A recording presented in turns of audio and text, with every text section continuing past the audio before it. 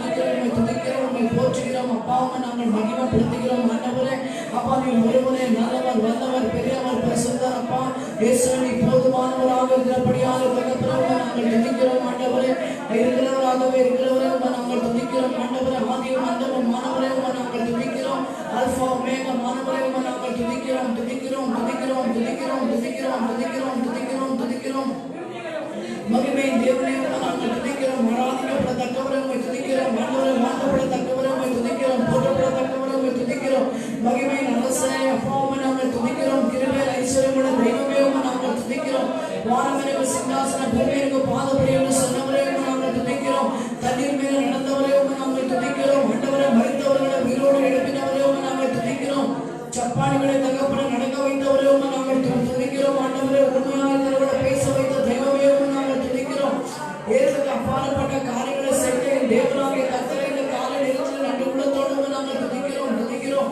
இயேசுவே நாங்கள் துதிக்கிறோம். உன்னதமான தேவனையோ நாங்கள் துதிக்கிறோம். உயர்ந்த கண்மலையோ நாங்கள் துதிக்கிறோம். ஆண்டவரே செங்கடலை தகப்பனை பிளந்தவரே நாங்கள் துதிக்கிறோம். தகப்பனே கண்மனை தகப்பனே கண்மனை வந்த தகப்பனை தண்ணீரான ஜனங்களுடைய தாகத்தை தீர்த்தவரே நாங்கள் துதிக்கிறோம். ஆண்டவரே பரலோகத்தில் இருந்த தகப்பனை மன்னாவை தந்தவரே நாங்கள் துதிக்கிறோம். மன்னவாக இந்த உலகத்துக்கு இறங்கி வந்த என் தேவனாகிய கர்த்தரே இயேசுவே அப்பாவை நாங்கள் துதிக்கிறோம், துதிக்கிறோம். என்னுடைய பாவத்துக்காக அக்கிரமத்துக்காக என்னுடைய விரோதங்களுக்காக இயேசுவே சிலுவையில் அடிக்கப்பட்டீர்கள், நொறுக்கப்பட்டீர்கள். ஆண்டவரே எல்லாராலும் தகப்பனே புறக்கணிக்கப்பட்டீரே தகப்பனே நாங்கள் துதிக்கிறோம், துதிக்கிறோம், துதிக்கிறோம், துதிக்கிறோம். ஒரு பாவம் செய்யாத நீர் என்னுடைய பாவத்துக்காக சிலுவையில் சென்றீரே. ஆண்டவரே நான் ஆண்டவர் அப்பா அடைய வேண்டிய தண்டனையை நீர் ஏற்றுக்கொண்டீரேன். அப்பா நீர் தகப்பனை நேசித்தபடியாக தகப்பனே அப்பா நீர் ஆண்டவரே சிலுவையில் எல்லா பாடுகளை ஏற்றுக்கொண்டீரே, துக்கங்களை ஏற்றுக்கொண்டீரே, நிந்தனைகளை ஏற்றுக்கொண்டீரே, அவமானங்களை ஏற்றுக்கொண்டீரே. எனக்காக எனக்காக எனக்காக எனக்காக எல்லாவற்றையும் சிலுவையில் செய்து முடித்தவரே நாங்கள் துதிக்கிறோம். அப்பா துதிக்கிறோம் ஆண்டவரே, துதிக்கிறோம் ஆண்டவரே, துதிக்கிறோம் ஆண்டவரே. அப்பா எங்களுக்காக தகப்பனே பலத்திலிருந்து ஆண்டவரே தேட்டரமானதாக பரிசுத்த ஆவியானவரே தகப்பனே எங்களுக்காக தந்தவரே நாங்கள் துதிக்கிறோம், துதிக்கிறோம், துதிக்கிறோம், துதிக்கிறோம், துதிக்கிறோம்.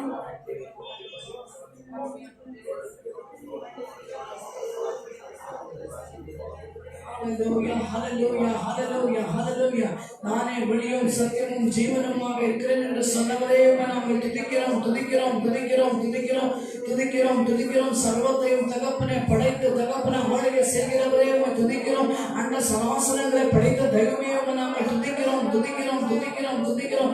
ஆகாயம் மண்டலத்தில் இருக்கிற எல்லா நட்சத்திரங்களை தகப்பனை உருவாக்கின தெய்வமே, சூரியனை உருவாக்கினவரை, சந்திரனை உருவாக்கினவரை ஆண்டவரே நாங்கள் துதிக்கிறோம் அப்பா, துதிக்கிறோம் அப்பா, துதிக்கிறோம் அப்பா, துதிக்கிறோம் அப்பா, துதிக்கிறோம், துதிக்கிறோம், துதிக்கிறோம். துதிமத்தில் வாசம் செய்கிறவரை ஆராதனை நடக்கிற உணவாகிற தெய்வமே நாங்கள் துதிக்கிறோம், துதிக்கிறோம் ஆண்டவர், துதிக்கிறோம் ஆண்டவரை, துதிக்கிறோம் ஆண்டவரை. அப்பாவை நாங்கள் போற்றுகிறோம், மகிமைப்படுத்துகிறோம் ஆண்டவரை. ஹல்லேலூயா, ஹல்லேலூயா, ஹல்லேலூயா, ஹல்லேலூயா, ஹல்லேலூயா, ஹல்லேலூயா. எல்லாரும் இருக்கிற ஆவியானவரை துதிக்கிறோம்.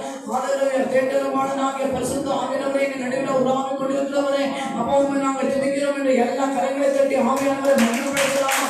மகிமை ஆவியானவரை, மகிமை ஆவியானவரை, மகிமையப்பா, மகிமையப்பா, பரிசுத்த ஆவியானவரப்பா, மகிமை ஆவியானவரப்பா, நேர்மையான ஆவியானவரப்பா. அப்பா ஆண்டவரே எங்களுடைய வீட்டின் ஆவியான முத்திரையாக பரிசுத்த ஆவியானவரை நாங்கள் துதிக்கிறோம். மனமாளியாக இயேசு கிறிஸ்து வரும்போது தகப்பனை விரோதிகளை தகப்பனை சேர்த்து வைத்த பரிசுத்த ஆவியானவரை அப்பாவை நாங்கள் துதிக்கிறோம். ஆண்டவரை இயேசு கிறிஸ்துவை போல தகப்பனை எங்களை ராஜா மாற்றிக்கொண்டிருக்கிற பரிசுத்த ஆவியானவரை நாங்கள் துதிக்கிறோம், துதிக்கிறோம், துதிக்கிறோம். ஆவியானவரை நாங்கள் மகிமைப்படுத்துகிறோம், மகிமைப்படுத்துகிறோம், மகிமைப்படுத்துகிறோம், மகிமைப்படுத்துகிறோம்.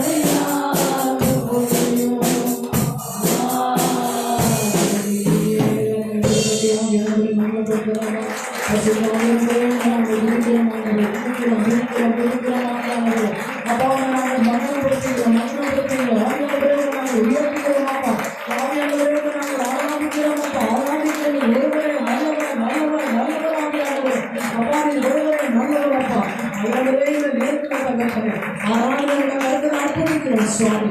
ஆரம்பத்தில் முடிவதற்கு பரிசுத்த ஆவியானவரே எல்லா காரியங்களும் நீரை பொறுப்பேற்றுக் கொள்வீராக, நீர் ஆளுகை செய்வீராக. எங்களை தாழ்த்தி உயர்த்துகிறோம் மீட்பர் இயேசு கிறிஸ்துவின் நாமத்தினால் பிதாவே, ஆமென். ஆமென். ஹல்லேலூயா. எல்லாம் உட்கார்ந்து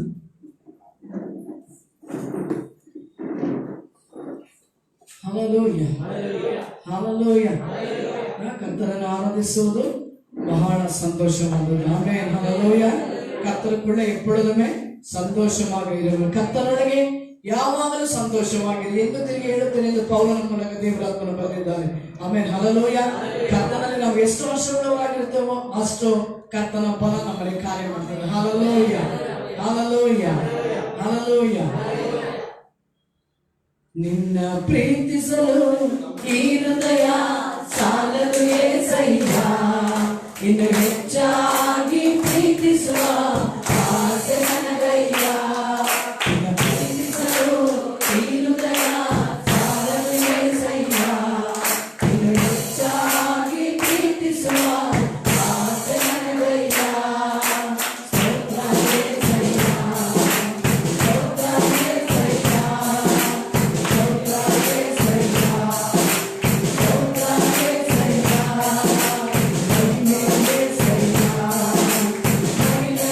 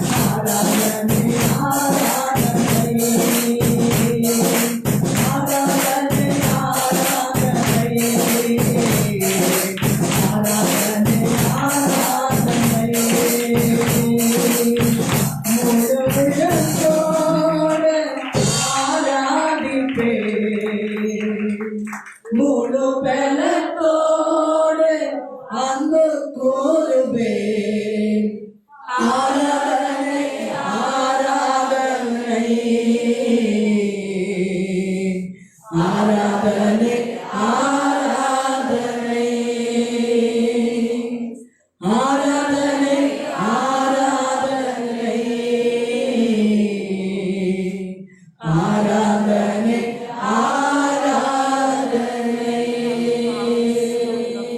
ನೀವು ನಿಮ್ಮ ದೇವರಾದ ಕರ್ತನನ್ನು ಪೂರ್ಣ ಬಲದಿಂದ, ಪೂರ್ಣ ಹೃದಯದಿಂದ, ಪೂರ್ಣ ಆತ್ಮದಿಂದ ಆತನನ್ನು ಆರಾಧಿಸಿ ಎಂದು ದೇವರ ವಾಕ್ಯ ಹೇಳಿದೆ. ಎಲ್ಲರೂ ಉಚ್ಚಾರವಾಗ ಕರಗಡೆ ತಟ್ಟಿ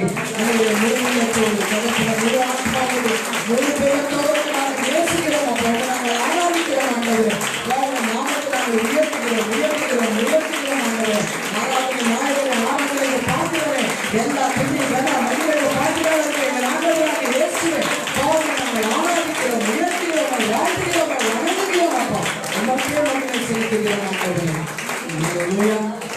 ದೇವನ ಆರಾಧಿക്കുന്നു.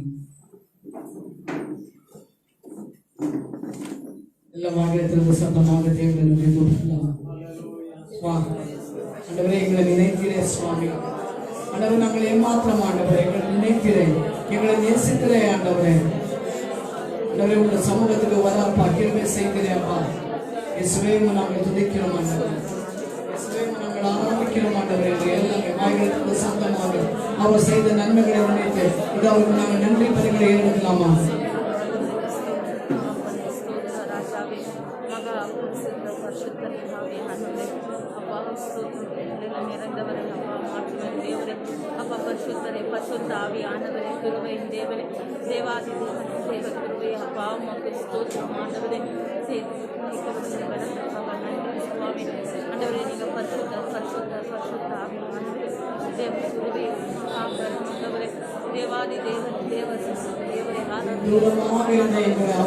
தன்னுடைய பரிசுத்த ரத்தங்களை சமீபமாக்கினார்.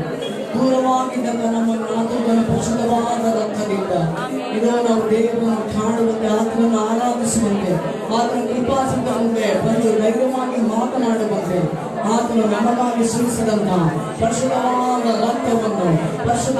ರಕ್ತವನ್ನು ಇದೋ ಮಹಿಮೆಪಡಿಸೋಣ. ಯೇಸುವೆ, ದೂರವಾಗಿದ್ದಂತ ನಮ್ಮನ್ನು ಸ್ವಾಮಿ, ಕಾಡುತ್ತಲೇ ತಂದ ನಮ್ಮನ್ನು ಕರ್ತನೆ, ಆಶ್ಚರ್ಯವಾದ ಬೆಳಗಿನ ಕಡೆಗೆ ನಮ್ಮನ್ನು ನಡೆಸಿದಂತಹ ಯೇಸುವೆ, ನಿನ್ನ ಪರಿಶುದ್ಧವಾದ ರಕ್ತ ಸ್ವಾಮಿ, ದೂರವಾಗಿದ್ದ ನನ್ನನ್ನು ಅಪ್ಪನಿಗೆ ಸಮೀಪವಾಗಿ ಮಾಡಿದಂತ ಅಪ್ಪನಿನ ರಕ್ತವನ್ನು ಸ್ತುತಿಸುತ್ತೇವೆ. ಪರಿಶುದ್ಧವಾದ ರಕ್ತವನ್ನು ನಾವು ಮಹಿಮೆಪಡಿಸುತ್ತೇವಪ್ಪ. ಪರಿಶುದ್ಧವಾದ ರಕ್ತವನ್ನು ನಾವು ಕೊಂಡಾಡುತ್ತೇವೆ ಸ್ವಾಮಿ. ನಮಗಾಗಿ ಮಾತನಾಡುವಂತಹ ರಕ್ತ, ಇದು ನನಗಾಗಿ ಯುದ್ಧ ಮಾಡುವಂತಹ ರಕ್ತ, ತನಗಾಗಿ ಎಲ್ಲವನ್ನು ಮಾಡಿ ಮುಗಿಸಿದ ನಿನ್ನ ರಕ್ತ ಅಪ್ಪ. ಪರಿಶುದ್ಧವಾದ ರಕ್ತ, ಅಮೂಲ್ಯವಾದ ರಕ್ತ, ಅದನ್ನು ಕರ್ತನೆ ಮಹಿಮೆಪಡಿಸುತ್ತೇವಪ್ಪ. ಮಹಿಮೆ ಉಂಟಾಗಲಿ ಸ್ವಾಮಿ. ಪಾಪಿನನ್ನು ಕೊಂಡುಕೊಂಡನು, ದೇವನಿಗೆ ಎಂದು ಸಮೀಪಸ್ಥಳಾದನು. ನನಗಾಗಿ ಯಾಚ ಮಾಡುವಂತದ್ದು, ನಿಷ್ಕಳಂಕಳಾಗಿ ನನ್ನ ಮಾಡುವಂತದ್ದು. ಪಾಪಿನನ್ನು ಕೊಂಡುಕೊಂಡನು, ದೇವನಿಗೆ ಎಂದು ಸಮೀಪಸ್ಥರಾದೆವು. ನಮಗಾಗಿ ಯಾಚ ಮಾಡುವಂತದ್ದು, ನಿಷ್ಕಳಂಕಳಾಗಿ ನನ್ನ ಮಾಡುವಂತದ್ದು.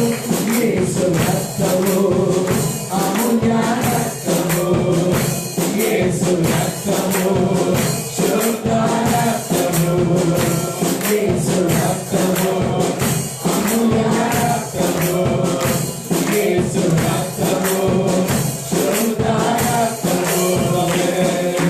ರಕ್ತದಿಂದಲೇ ಪಾಪದ ಕ್ಷಮಾಪಣೆ, ರಕ್ತದಿಂದಲೇ ಶಾಪದ ವಿಮೋಚನೆ, ರಕ್ತದಿಂದಲೇ ಪಾಪದ ಕ್ಷಮಾಪಣೆ, ರಕ್ತದಿಂದಲೇ ಶಾಪದ ವಿಮೋಚನೆ, ರಕ್ತದಿಂದಲೇ ಪಾಪದ ಕ್ಷಮಾಪಣೆ, ರಕ್ತದಿಂದಲೇ ಶಾಪದ ವಿಮೋಚನೆ, ರಕ್ತದಿಂದಲೇ ಪಾಪದ ಕ್ಷಮಾಪಣೆ, ರಕ್ತದಿಂದಲೇ ಶಾಪದ ವಿಮೋಚನೆ, ರಕ್ತದಿಂದಲೇ ಪಾಪದ ಕ್ಷಮಾಪಣೆ, ರಕ್ತದಿಂದಲೇ ಶಾಪದ ವಿಮೋಚನೆ, ರಕ್ತದಿಂದಲೇ ಪಾಪದ ಕ್ಷಮಾಪಣೆ, ರಕ್ತದಿಂದಲೇ ಶಾಪದ ವಿಮೋಚನೆ. ಪರಲೋಕವೇ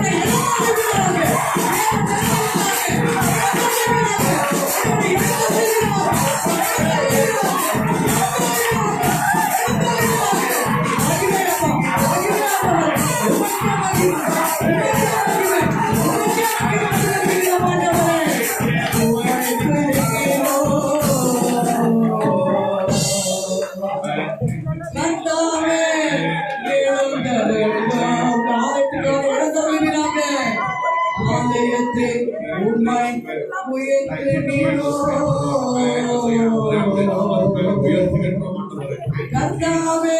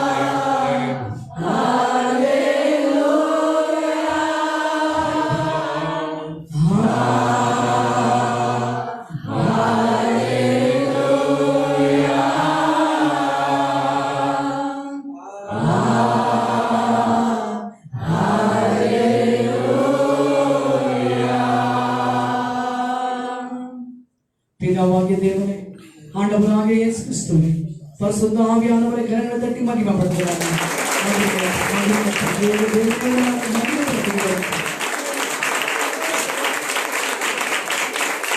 ஆண்டவராகிய இயேசு கிறிஸ்து நமக்கு கற்றுக் கொடுத்த ஜெபத்தை எல்லாமே கையில வைத்து சத்தமாக வாயில தந்து ஜெபிக்கலாமா? பரலோகத்தில் நல்ல தந்தையே, இந்த நாம பரிசுத்தமே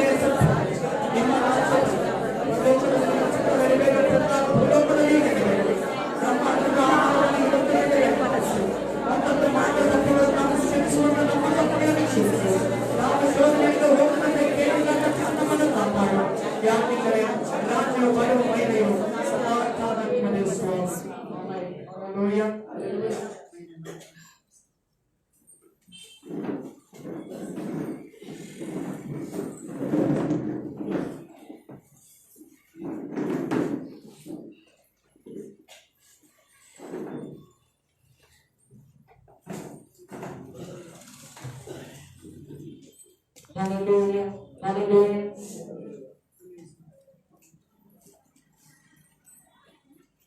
Hallelujah, hallelujah, hallelujah.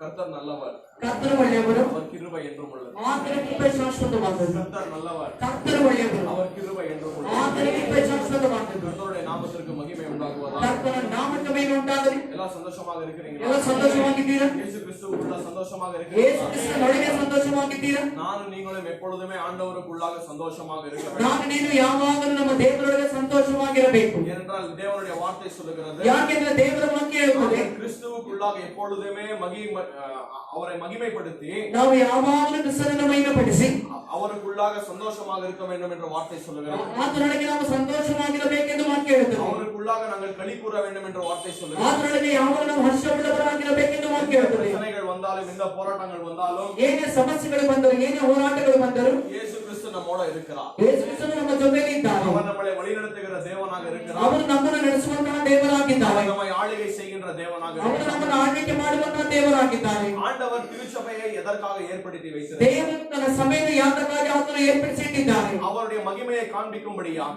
ಆತನ ಮಹಿಮೆಯನ್ನು ತೋರಿಸುವುದಕ್ಕಾಗಿ ஆண்டவர் சபையை ஏற்படுத்தி இருக்கிறார். தேவன் சபையை ஏற்படுத்திட்டார். பாவிகளை ரட்சித்திருக்கிறார். பாவிಗಳನ್ನು ರಕ್ಷಿಸಿದ್ದಾರೆ. இப்பொழுது பாவிகள் என்ன செய்து கொண்டிருக்கிறோம் என்றால், ಈಗ ಪಾಪಿಗಳು ಏನು ಮಾಡುತ್ತಿದ್ದಾರೆ? ஆண்டவரோட ஐக்கியத்திற்குள்ளாக நாங்கள் இருக்கிறோம். ದೇವರ ಐಕ್ಯದೊಳಗೆ ನಾವು ಇದ್ದೇವೆ. அவருடைய இரத்தத்தினாலே நாங்கள் கழுவப்பட்டு ಆತನ ರಕ್ತದ ಮೂಲಕವಾಗಿ ನಾವು ತೊಳೆಯಲ್ಪಟ್ಟು அவருடைய சொந்த இரத்தத்தினாலே ஆண்டவர் நம்மை சம்பாதித்திருக்கிறார். ಆತನ ಸ್ವಂತ ರಕ್ತದಿಂದ ದೇವರು ನಮ್ಮನ್ನು ಸಂಪಾದಿಸಿದ್ದಾರೆ. ನಾನು நீங்கள் இந்த உலகத்திற்கு சேர்ந்தவர்கள் அல்ல. ನಾನು ನೀವು ಈ ಲೋಕಕ್ಕೆ ಸೇರಿದವರಲ್ಲ. ನಾನು நீங்கள் ಪರಲೋಕ ರಾಜ್ಯத்திற்கு சேர்ந்த பிள்ளைகளாக காணப்படுகிறோம். ನಾನು ನೀವು ಪರಲೋಕ ರಾಜ್ಯಕ್ಕೆ ಸೇರಿದಂತಹ ಮಕ್ಕಳಾಗಿದ್ದೇವೆ. ನಾನು நீங்கள் கடைசி காலங்களிலே இருக்கிறோம், கடைசி நேரங்களிலே இருக்கிறோம். ನಾನು ನೀವು ಕೊನೆಯ ಕಾಲಗಳಲ್ಲಿ ಹಾಗೂ ಕೊನೆಯ ಕ್ಷಣಗಳಲ್ಲಿ ಇದ್ದೇವೆ. ನಾವು ಎಚ್ಚರಿಕೆಯಾಗಿ இருக்க வேண்டும். ನಾವು ಎಚ್ಚರಿಕೆಯಾಗಿರಬೇಕು. ನಾನು நீங்களும் எச்சரிக்கையாக இருக்க வேண்டும். ನಾನು ನೀವು ಎಚ್ಚರಿಕೆಯಾಗಿರಬೇಕು. விசுவாசத்திற்குள்ளாக உண்மையாக நின்று கொண்டிருக்கிறோமா? ವಿಶ್ವಾಸದೊಳಗೆ ನಾವು ನೆಲೆಯಾಗಿ ನಿಂತಿದ್ದೇವೆ. விசுவாசத்திற்குள்ளாக இல்லாமல் இருக்கிறோமா என்று எங்களை நாங்கள் சோதித்து பார்க்க வேண்டும். ಇಲ್ಲ ನಾವು ವಿಶ್ವಾಸದಲ್ಲಿ ಇಲ್ಲದೇ ಇದ್ದೇವೆ ಎಂದು ನಮ್ಮನ್ನು ನಾವು ವಿಶ್ವಾಸ ನೋಡಬೇಕು. ஏனென்றால் நான் நீங்கள் கடினமான காலங்களிலே இருக்கிறோம். ನಾವು ನೀವು ಕಠಿಣವಾದ ಕಾಲಗಳಲ್ಲಿ ಇದ್ದೇವೆ. ஜனங்கள் அவர்களை கிறிஸ்தவர்கள் என்று சொல்லுகிறார்கள். ಜನರು ಅವರುಗಳನ್ನು ಕ್ರೈಸ್ತರೆಂದು ಹೇಳುತ್ತಾರೆ. வெளி பிரகாரமாக சபைகளுக்கு போகிறார்கள். ಆದರೆ ಹೊರಗಿನ ಪ್ರಕಾರವಾಗಿ ಸಭೆಗಳಿಗೆ ಹೋಗುತ್ತಾರೆ. ஆனால் அவர்களுக்குள்ளாக மனம் திரும்புதல் இல்லை. ಆದರೆ ಅವರಿಗೆ ಒಂದು ಮಾನಸಾಂತರವಿಲ್ಲ. அவர்களுக்குள்ளாக உண்மையான விசுவாசம் இல்லை. ಅವರಿಗೆ ನಿಜವಾದ ವಿಶ್ವಾಸವಿಲ್ಲ. அவர்களுக்குள்ளாக உண்மையான ரட்சிப்பு இல்லை. ಅವರಿಗೆ ನಿಜವಾದ ರಕ್ಷಣೆ ಇಲ್ಲ. சபையினுடைய வேலை என்னவென்றால் ಸಭೆಯ ಕೆಲಸವೇನು? தேவனுடைய சுவிசேஷத்தை பிரசங்கிப்பது தான் சபையுடைய வேலையாக இருக்கு. ದೇವರ ಸುವಾರ್ತೆಯನ್ನು ಪ್ರಸಂಗ ಮಾಡುವುದೇ ಸಭೆಯ ಕೆಲಸವಾಗಿದೆ. சுவிசேஷம் என்னவென்று நான் நீங்கள் அறிய வேண்டும். ಈ ಸುವಾರ್ತೆ ಏನೆಂದು ನಾನು ನೀವು ತಿಳಿಯಬೇಕು. இந்த சுவிசேஷத்தின் மூலமாய் நான் நீங்கள் ரட்சிக்கப்பட்டிருக்கிறோம். ಈ ಒಂದು ಸುವಾರ್ತೆಯ ಮೂಲಕವಾಗಿ ನಾನು ನೀವು ರಕ್ಷಣೆ ಹೊಂದಿದ್ದೇವೆ. இந்த சுவிசேஷத்தை நான் நீங்களும் ஜனங்களுக்கு அறிவிக்க வேண்டும். ಆ ಒಂದು ಸುವಾರ್ತೆಯನ್ನು ನಾನು ನೀವು ಜನರಿಗೆ ತಿಳಿಸಬೇಕು. நான் நீங்களும் வேதாகமத்தை வாசிக்க வேண்டும். ನಾನು ನೀವು ಸತ್ಯವೇದವನ್ನು ಓದಬೇಕು. ஆண்டவருடைய காரியங்களை அறிந்து கொள்ள வேண்டும். ದೇವರ ಕಾರ್ಯಗಳನ್ನು ತಿಳಿಯಬೇಕು. ஆண்டவருடைய குணாதிசயங்களை அறிந்து கொள்ள வேண்டும். ದೇವರ ಗುಣಾತಿಶಯಗಳನ್ನು ತಿಳಿಯಬೇಕು. ஆண்டவருடைய கிரியைகளை நான் நீங்கள் அறிய வேண்டும். ದೇವರ ಕ್ರಿಯೆಗಳನ್ನು ಕುರಿತಾಗಿ ನಾನು ನೀವು ತಿಳಿಯಬೇಕು. இன்றைக்கு அநேக ஜனங்களுக்கு இயேசு கிறிஸ்துவை தெரியும். ಆದ್ದರಿಂದ ಅನೇಕ ಜನರಿಗೆ ಯೇಸು ಕ್ರಿಸ್ತನು ಗೊತ್ತು. வேதாகமத்தில் இருக்கிற இயேசு கிறிஸ்துவை தெரியாது. ಆದರೆ ಸತ್ಯವೇದದಲ್ಲಿರುವ ಯೇಸುವಿನ ಕುರಿತಾಗಿ ತಿಳಿದಿಲ್ಲ. ஆனால் வேற இயேசு கிறிஸ்துவை ஜனங்கள் அறிந்து கொண்டிருக்கிறார்கள். ಆದರೆ ಬೇರೆ ಯೇಸುವನ್ನು ಜನಗಳು ತಿಳಿದುಕೊಂಡಿದ್ದಾರೆ. தேவனுடைய வார்த்தை சொல்லுகிறது. ಆದರೆ ದೇವರ ವಾಕ್ಯ ಹೇಳುತ್ತದೆ, ನಾನು ನೀವು வேதாகமத்தில் இருக்கிற இயேசு கிறிஸ்துவை அறிய வேண்டும். ವೇದದಲ್ಲಿರುವಂತಹ ಯೇಸು ಕ್ರಿಸ್ತನನ್ನು ತಿಳಿಯಬೇಕು. இந்த இயேசு கிறிஸ்துவுக்குள்ளாக மீட்பு இருக்கிறது. ಈ ಒಂದು ಯೇಸು ಕ್ರಿಸ್ತನೊಳಗೆ ನಮಗೆ ವಿಮೋಚನೆ ಇದೆ. இந்த இயேசு கிறிஸ்துவுக்குள்ளாக நமக்கு ரட்சிப்பு இருக்கிறது. ಈ ಯೇಸು ಕ್ರಿಸ್ತನೊಳಗೆ ನಮಗೆ ರಕ್ಷಣೆ ಇದೆ. அப்ப எத்தனையோ ஊழியக்காரர்களை நீங்கள் பார்த்தீர்கள் என்றால் ಎಷ್ಟೋ ಸೇವಕರುಗಳನ್ನು ನೀವು ನೋಡುವಾಗ உண்மையான போதனையை போதிக்கிற காரணத்தினாலே ನಿಜವಾದ ಸತ್ಯವನ್ನು ಅವರು ಬೋಧಿಸದಿರುವ அநேக ஜனங்களை அவர்கள் சபையிலிருந்து துரத்தி விட்டார்கள். ಅನೇಕ ಜನಗಳನ್ನು ಅವರು ಸಭೆಯಿಂದ ಓಡಿಸಿದರು. யார் சபை ஜனங்கள் ஊழியக்காரர்களை துரத்தி விட்டார்கள். ನಿಜವಾದ ಸತ್ಯವನ್ನು ಹೇಳಿದರ ನಿಮಿತ್ತವಾಗಿ ಸಭೆಯಲ್ಲಿದ್ದ ಜನಗಳೇ ಸೇವಕರನ್ನು ಹೊರಗೆ ಹಾಕಿದರು. ஜனங்கள் வந்து சத்தியத்தை கேட்காமல் ಜನಗಳು ಸತ್ಯವನ್ನು ಕೇಳದೆ அறியாமல் ಸತ್ಯವನ್ನು ತಿಳಿಯದೆ அவருடைய சுய கிரியைகளை செய்து கொண்டு ಅದು ತಮ್ಮ ಸ್ವಂತ ಕ್ರಿಯೆಗಳನ್ನು ಮಾಡುತ್ತಾ உலகத்திற்குள்ளாக ஈடுபட்டு ಹಾಗೂ ಲೋಕದೊಳಗೆ ಅವರುಗಳು ಭಾಗವಹಿಸಿ உலகத்தின் காரியங்களை செய்து கொண்டு ಲೋಕದ ಕಾರ್ಯಗಳನ್ನು ಮಾಡಿಕೊಂಡು ஜனங்கள் இன்றைக்கு திருச்சபைகளுக்கு வருகிறார்கள். ಜನಗಳು ಇನ್ನು ಸಭೆಗೆ ಬರುತ್ತಾರೆ. நானும் நீங்களும் யாராக இருக்கிறோம்? ಆದರೆ ನಾವು ನೀವು ಯಾವಾಗಿದ್ದೇವೆ? இப்பொழுது நானும் நீங்களும் மரித்த கிறிஸ்துவோட நானும் நீங்கள் இருக்கிறோமா? ಈಗ ನಾನು ನೀವು ಮರಣ ಹೊಂದಿದ ಕ್ರಿಸ್ತನೊಳಗೆ ಹಾಗೂ ನಾವು ಇರುತ್ತೇವಾ? நானும் நீங்களும் பரலோக ராஜ்யத்திற்கு போவோமா? ನಾನು ನೀವು ಪರಲೋಕ ರಾಜ್ಯಕ್ಕೆ ಹೋಗುತ್ತೇವಾ? எங்களையே நாங்கள் சோதித்து பார்க்க ಎಂದು வேண்டும். ನಮ್ಮನ್ನು ನಾವೇ ಶೋಧಿಸಿ ನೋಡಬೇಕು. உண்மையான ரட்சிப்பு நமக்குள்ளாக இருக்கிறதா? ನಿಜವಾದ ರಕ್ಷಣೆ ನಮ್ಮೊಳಗಿದೆಯಾ? உண்மையாகவே எனக்கு இயேசு கிறிஸ்துவின் மேல் அன்பு இருக்கிறதா? ನಿಜವಾಗಲೂ ಯೇಸು ಕ್ರಿಸ್ತನ ಮೇಲೆ ನನಗೆ ಪ್ರೀತಿ ಇದೆಯಾ? இயேசு கிறிஸ்துவின் மேல அவருடைய பரிசுத்தத்தின் மேல நமக்கு அன்பு இல்லாவிட்டால் ಯೇಸು ಕ್ರಿಸ್ತನ ಮೇಲೆ ಆತನ ಒಂದು ಪರಿಶುದ್ಧತೆ ಮೇಲೆ ನಮಗೆ ಪ್ರೀತಿ ಇಲ್ಲದೆ ಹೋದರೆ நான் நீங்களும் உண்மையாக விசுவாசியாகவே இருக்க ನಾವು முடியாது. ನೀವು ನಿಜವಾದ ವಿಶ್ವಾಸಿಗಳಾಗಿರಲು ಸಾಧ್ಯವೇ ಇಲ್ಲ. நொடிகளிலே வாழ்ந்து கொண்டிருக்கிறோம். ಕೊನೆಯ ಕ್ಷಣಗಳಲ್ಲಿ ಜೀವಿಸುತ್ತಲಿದ್ದೇವೆ. எச்சரிக்கையாக இருங்கள். ಎಚ್ಚರಿಕೆಯಾಗಿರಿ. உங்களையே நீங்கள் ஏமாத்திக் கொண்டு வாழக்கூடாது. ನಿಮ್ಮನ್ನು ನೀವೇ ಯಾಮಾರಿಸಿಕೊಂಡು ಜೀವಿಸಬಾರದು. சபைக்கு வருகிறேன், ಸಭೆಗೆ ಬರುವೆ, ஏதோ வேதத்தை ಏನೋ வாசிக்கிறேன், ವೇದವನ್ನು ಓದುವೆ, ஏதோ ஒரு ஜெபம் செய்கிறேன், ಏನೋ ಒಂದು ಪ್ರಾರ್ಥನೆ ಮಾಡುವೆ, ஏதோ ஒரு பந்தியில நான் பங்கு பெறுகிறேன், ಹಾಗೂ ಕರ್ತನ ಪಂಕ್ತಿಯಲ್ಲಿ ಪಾಲ್ಗೊಳ್ಳುವೆ, நான் ராஜ்யத்திற்கு போய்விடுவேன் என்று ನಾನು ರಾಜ್ಯಕ್ಕೆ ಹೋಗುವೆ ಎಂದು நீங்கள் நினைத்துக் கொண்டிருக்காதீர்கள். ನೀವು ನೆನೆಸಬೇಡಿರಿ. உண்மையாகவே ரட்சிக்கப்பட்டிருக்கிறோமா? ನಿಜವಾದ ರಕ್ಷಣೆ ಹೊಂದಿದ್ದೇವೆ. நம்முடைய குணாதிசயம் மாறுபட்டிருக்கிறதா? ನಮ್ಮ ಗುಣಾತಿಶಯಗಳು ಮಾರ್ಪಟ್ಟಿದೆಯಾ? நம்முடைய அன்பு யார் மேல இருக்கிறது? ನಮ್ಮ ಪ್ರೀತಿ ಯಾರ ಮೇಲೆ ಇದೆ? ஆண்டவர் மேல இருக்கிறதா? ದೇವರ ಮೇಲೆ ಇದೆಯಾ? உலகத்தின் மேல இருக்கிறதா? ಲೋಕದ ಮೇಲೆ ಇದೆಯಾ நான் நீங்கள் அறிய வேண்டும். ಎಂದು ನಾನು ನೀವು ತಿಳಿಯಬೇಕು. என்றால் கிருபையின் வாசலை ஆண்டவர் திறந்து வைத்திருக்கிறார். ಯಾಕಂದ್ರೆ ಕೃಪೆಯ ಬಾಗಿಲನ್ನು ದೇವರು ತೆರೆದಿಟ್ಟಿದ್ದಾನೆ. ஒரு நாள் அந்த கிருபையின் வாசல் மூடப்படுகிறது. ಒಂದು ದಿವಸ ಅದು ಕೃಪೆಯ ಬಾಗಿಲು ಮುಚ್ಚಲ್ಪಡುತ್ತದೆ. இனிமே யாரும் இயேசு கிறிஸ்துவிடத்தில் போக முடியாது, யாரும் ரட்சிக்கப்பட முடியாது. ಆಗ ಯಾರು ಯೇಸು ಕ್ರಿಸ್ತನ ಬಳಿಗೆ ಹೋಗಲಾಗುವುದಿಲ್ಲ, ರಕ್ಷಣೆ ಹೊಂದಲಾಗುವುದಿಲ್ಲ. ஆனால் ಆண்டவர் இப்பொழுது அவருடைய கிருபையின் வாசலை திறந்து ಆದ್ದರಿಂದ வைத்திருக்கிறார். ದೇವರು ಈಗ ಆತನು ತನ್ನ ಕೃಪೆಯ ಬಾಗಿಲನ್ನು ತೆರೆದಿಟ್ಟಿದ್ದಾನೆ. நானும் நீங்களும் ஆண்டவரை பின்தொடர்ந்து ನಾನು ನೀವು ದೇವರನ್ನು ಹಿಂಬಾಲಿಸಿ அவருடைய சித்தத்தை செய்ய வேண்டும். ಅವರ ಚಿತ್ತವನ್ನು ಮಾಡಬೇಕು. அவரை நாங்கள் மகிமைப்படுத்த வேண்டும். ಅವರನ್ನು ನಾವು ಮಹಿಮೆಪಡಿಸಬೇಕು. ஆண்டவருடைய ராஜ்யத்திற்கு நாங்கள் பிரயோஜனமுள்ள பிள்ளைகளாக காணப்பட வேண்டும். ದೇವರ ರಾಜ್ಯಕ್ಕೆ ನಾವು ಪ್ರಯೋಜನವುಳ್ಳ ಮಕ್ಕಳಾಗಿ ಕಾಣಲ್ಪಡಬೇಕು. இன்றைக்கு அநேக விசுவாசிகள் ஆண்டவருக்கு பிரயோஜனம் இல்லாமல் வாழ்ந்து ಆದ್ದರಿಂದ கொண்டிருக்கிறார்கள். ಅನೇಕ ವಿಶ್ವಾಸಗಳು ದೇವರಿಂದ ಪ್ರಯೋಜನಗಳನ್ನು ಜೀವಿಸುತ್ತಲಿದ್ದಾರೆ. உங்களால யாருக்குமே பிரயோஜனம் இல்லை. ನಿಮ್ಮಿಂದ ಯಾರಿಗೂ ಪ್ರಯೋಜನವಿಲ್ಲ. யாருக்குமே சுவிசேஷத்தை அறிவிக்காமல் இருக்கிறீர்கள். ಯಾರಿಗೂ ಸುವಾರ್ತೆಯನ್ನು ಹೇಳದೇ ಇದ್ದೀರಾ? ஆண்டவருடைய கிரியையை அறிவிக்காமல் இருக்கிறீர்கள். ದೇವರ ಕ್ರಿಯೆಗಳನ್ನು ಕುರಿತಾಗಿ ಹೇಳದೇ ಇದ್ದೀರಾ? ஆண்டவருக்கு சாட்சி இல்லாமல் வாழ்ந்து கொண்டிருக்கிறோம். ದೇವರಿಗೆ ಸಾಕ್ಷಿಯನ್ನು ಜೀವಿಸುತ್ತಲಿದ್ದೀರಾ? நீங்கள் ಆದರೆ ನೀವು கிறிஸ்துவுக்கு உண்மை உள்ளவராக இருந்து ಕ್ರಿಸ್ತನಿಗೆ ಉತ್ತಮವುಳ್ಳವರಾಗಿದ್ದು அவருடைய ராஜ்யத்திற்காக ಆತನ ರಾಜ್ಯಕ್ಕಾಗಿ ರಾಜ್ಯಕ್ಕಾಗಿ நீங்கள் ಅನೇಕ ಕಾರ್ಯங்களை செய்ய வேண்டும். ನೀವು ಅನೇಕ ಕಾರ್ಯಗಳನ್ನು ಮಾಡಬೇಕು. ஆண்டவர் அதற்காகத்தான் நம்மளை அழைத்திருக்கிறார். ದೇವರು ಅದಕ್ಕಾಗಿ ನಮ್ಮನ್ನು ಕರೆದಿದ್ದಾನೆ. விசுவாசிகள் எல்லாரும் சேர்ந்து ವಿಶ್ವಾಸಿಗಳು ಎಲ್ಲರೂ ಸೇರಿ ஆண்டவருக்காக ஊழியம் செய்ய வேண்டும். ದೇವರಿಗಾಗಿ ಸೇವೆ ಮಾಡಬೇಕು. அவருக்காக வாழ வேண்டும். ಅವರಿಗಾಗಿ ಜೀವಿಸಬೇಕು. அவருடைய நாமத்தை மகிமைப்படுத்த ಅವರ வேண்டும். ನಾಮವನ್ನು ಮಹಿಮೆಪಡಿಸಬೇಕು. இதற்காகத்தான் ஆண்டவர் இந்த உலகத்தில் திருச்சபையை ஏற்படுத்தி ಅದಕ್ಕಾಗಿ வைத்தார். ದೇವರು ಈ ಲೋಕದಲ್ಲಿ ತನ್ನ ಸಭೆಯನ್ನು ಏರ್ಪಡಿಸಿದ್ದಾನೆ. திருச்சபை என்பது ஏதோ ஒரு கட்டடம் அல்ல. ದೇವರ ಸಭೆಯನ್ನು ಯಾವುದೋ ಒಂದು ಕಟ್ಟಡವಲ್ಲ. உண்மையாக மனம் திரும்பி கிறிஸ்துவுக்குள்ளாக இருக்கிறார்களோ ಯಾರು ನಿಜವಾಗಲೂ ಮಾನಸಂತಾನ ಹೊಂದಿ ಕ್ರಿಸ್ತನೊಳಗೆ ಇದ್ದಾರೋ அவர்கள் தான் தேவனுடைய ஆலயம் என்ற வார்த்தை சொல்லுகிறது. ಅವರುಗಳ ದೇವರ ಆಲಯ ಎಂದು ವಾಕ್ಯ ಹೇಳುತ್ತದೆ. அவர்கள் தான் உண்மையான கிறிஸ்தவர்கள் என்ற வார்த்தை ಅವರು சொல்லுகிறது. ನಿಜವಾದ ಕ್ರೈಸ್ತನೆಂದು ವಾಕ್ಯ ಹೇಳುತ್ತದೆ. நீங்கள் இந்த காரணத்தினால எச்சரிக்கையாக ನೀವು ಈ ಒಂದು ಕಾರಣದಿಂದ ಎಚ್ಚರಿಕೆಯಾಗಿರಿ. வார்த்தை கடினமாக இருந்தாலும் ವಾಕ್ಯವು ಕಠಿಣವಾಗಿದ್ದರು, போதனை கடினமாக இருந்தாலும்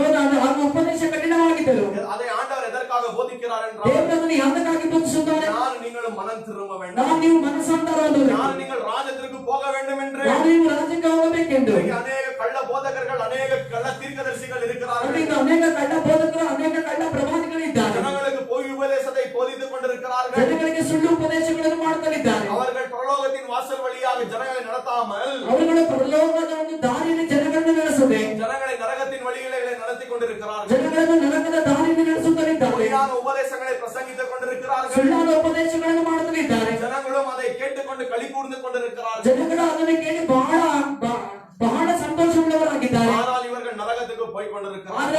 ಆದರೆ ಅವರುಗಳು ನರಕಕ್ಕೆ ಹೋಗುತ್ತಿದ್ದಾರೆ. ஆண்டவர் யாரை நேசிக்கிறாரோ ದೇವರು ಯಾರನ್ನು ಪ್ರೀತಿಸುತ್ತಾರೋ ஆண்டவர் அவரை சிட்சிப்பார் என்ற வார்த்தை சொல்லுகிறது. ದೇವರು ಅವರನ್ನು ಶಿಕ್ಷಿಸುತ್ತಾರೆ ಎಂದು ವಾಕ್ಯ ಹೇಳುತ್ತದೆ. ஆண்டவர் நம்மளை உண்மையாக நேசிக்கிறார். ದೇವರು ನಮ್ಮನ್ನು ನಿಜವಾಗಲೂ ಪ್ರೀತಿಸುತ್ತಾರೆ. நான் நீங்களும் நரகத்தின் வாசல் வழியே போக கூடாது. ನಾವು ಒಂದು ನರಕದ ಬಾಗಿಲಿಗೆ ಹೋಗಬಾರದು ಎಂದು ஆண்டவர் நம்முடைய வார்த்தையின் மூலமாய் ದೇವರು ತನ್ನ ವಾಕ್ಯದ ಮೂಲಕ அவருடைய சத்தியத்தை நமக்கு போதித்து ಅವರ ಸತ್ಯವನ್ನು ನಮಗೆ ಬೋಧಿಸಿ அந்த சத்தியத்திலிருந்து நம்மளை விடுதலை கொடுத்து ಆ ಸತ್ಯದಿಂದ ನಮಗೆ ಬಿಡುಗಡೆ ಉಂಟು ಮಾಡಿ அவருடைய ராஜ்யத்திற்குள்ளாக பிரவேசிக்கும்படியாக ಅವರ ರಾಜ್ಯದೊಳಗೆ ಪ್ರವೇಶ ಮಾಡುವಂತೆ ஆண்டவர் காரியங்களை செய்து கொண்டிருக்கிறார். ದೇವರು ಕಾರ್ಯಗಳನ್ನು ಮಾಡುತ್ತಿದ್ದಾರೆ. நீங்கள் தேவனுடைய வார்த்தைகளுக்கு முக்கியத்துவம் கொடுக்க வேண்டும். ನಾವು ನೀವು ದೇವರ ವಾಕ್ಯಕ್ಕೆ ಮುಖ್ಯತ್ವ ಕೊಡಬೇಕು. தேவனுடைய போதனைகளுக்கு முக்கியத்துவம் கொடுக்க வேண்டும். ದೇವರ ಬೋಧನೆಗೆ ಮುಖ್ಯತ್ವ ಕೊಡಬೇಕು. இன்னைக்கு உண்மையான போதனை எங்குமே இல்ல. ಅದು ಇದು ನಿಜವಾದ ಒಂದು ಬೋಧನೆಗಳೇ ಎಲ್ಲೂ ಇಲ್ಲ. 100%ல 80% மட்டும் தான் 80% வெறும் கள்ள போதனைகள் இருக்கிறது. ಅದು 100ಕ್ಕೆ 80% ಬರೀ ಕಳ್ಳ ಬೋಧನೆಗಳು. வெறும் 10% பார்த்தீர்கள் என்றால் ஊழியக்காரர்கள் கரெக்டாக போதித்துக் கொண்டிருக்கிறார்கள். 10 ಭಾಗಗಳನ್ನು ಮಾತ್ರ ದೇವರ ಸೇವಕರು ಅವರು ಸತ್ಯವಾಗಿ ಬೋಧಿಸುತ್ತಿದ್ದಾರೆ. ನಾನು ನೀங்களும் இந்த சத்தியத்தை அறிய வேண்டும். ನಾವು ನೀವು ಸತ್ಯವನ್ನು ತಿಳಿಯಬೇಕು. இந்த சத்தியத்தின் பிரகாரமாய் வாழ ಈ வேண்டும். ಸತ್ಯದ ಪ್ರಕಾರವಾಗಿ ಜೀವಿಸಬೇಕು. சத்தியத்தை அநேக ஜனங்களுக்கு போதிக்க ಈ வேண்டும். ಸತ್ಯವನ್ನು ಅನೇಕ ಜನಗಳಿಗೆ ಬೋಧಿಸಬೇಕು. ஜனங்களை நரகத்தின் வழிகளில் தப்புவித்து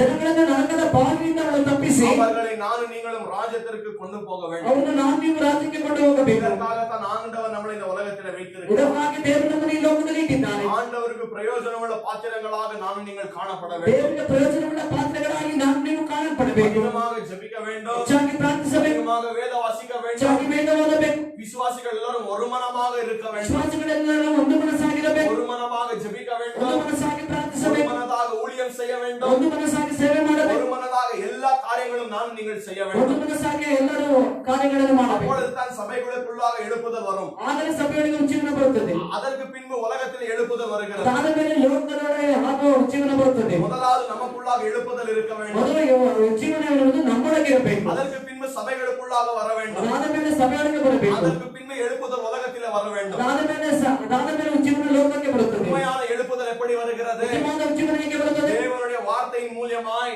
ದೇವರ ವಾಕ್ಯದ ಮೂಲಕ, தேவனுடைய சத்தியத்தை போதிக்கிற காரணத்தினாலே ದೇವರ ಸತ್ಯವನ್ನು ಬೋಧಿಸುವ ಕಾರಣದಿಂದ எழுப்புதல் இந்த வார்த்தையிலிருந்து வருகிறது. ಉಜ್ಜೀವನವು ಈ ಒಂದು ವಾಕ್ಯದಿಂದ ಬರುತ್ತದೆ. ஆண்டவர் ದೇವರು மரணத்தில் இருக்கிற பாவிகளை ಮರಣದಿಂದ ಪಾಪಿಗಳನ್ನು எப்படி தப்புவிக்கிறார் என்றால் ಹೇಗೆ ತಪ್ಪಿಸುತ್ತಾರೆ? அவருடைய வார்த்தையின் ತನ್ನ மூலமாய் ವಾಕ್ಯದ ಮೂಲಕ, அவருடைய வார்த்தையின் மூலமாய் ಆಗ ಆತನ ವಾಕ್ಯದ ಮೂಲಕ ஆண்டவர் ஜனங்களுக்கு ரட்சிப்பு கொடுக்கிற தேவனாக ದೇವರು இருக்கிறார். ಜನಗಳಿಗೆ ರಕ್ಷಣೆಯನ್ನು ಕೊಡುವಂತ இந்த ದೇವರಾಗಿದ್ದಾನೆ. வார்த்தைகளுக்கு ನಾನು நீங்கள் முக்கியத்துவம் கொடுக்க ಈ வேண்டும். ವಾಕ್ಯಕ್ಕೆ ನಾನು ನಿಮಗೆ ಮುಖ್ಯತ್ವ ಕೊಡಬೇಕು. இந்த வார்த்தைகளுக்கு கீழ்ப்படிந்து வாழ வேண்டும். ಈ ವಾಕ್ಯಕ್ಕೆ ವಿಧೇಯರಾಗಿ ಜೀವಿಸಬೇಕು. அப்பொழுதுதான் நான் நீங்களும் ராஜ்யத்திற்குள்ளாக ಆದರೆ பிரவேசிக்கலாம். ನಾನು ನೀವು ಆತನ ರಾಜ್ಯದೊಳಗೆ ಪ್ರವೇಶ ಮಾಡಲು ಸಾಧ್ಯ. திருப்பிக்கலாம் வேதத்தை. ವೇದವನ್ನು ತಿರುಗಿಸೋಣ. 1 யோவான் 3வது அதிகாரம் 1 ಯೋಹಾನ 3ನೇ ಅಧ್ಯಾಯ 4ರಿಂದ 10வது வசனம் வரைக்கும் வாசிக்கலாம். 4ರಿಂದ 10ನೇ ವಚನ. 1 யோவான் 1 ಯೋಹಾನ 3லிருந்து 3வது அதிகாரம் 3ನೇ ಅಧ್ಯಾಯ 4வது வசனத்திலிருந்து 10வது வசனம் வரைக்கும் வாசிக்கலாம். 4ರಿಂದ 10ನೇ ವಚನದವರೆಗೂ ನೋಡೋಣ.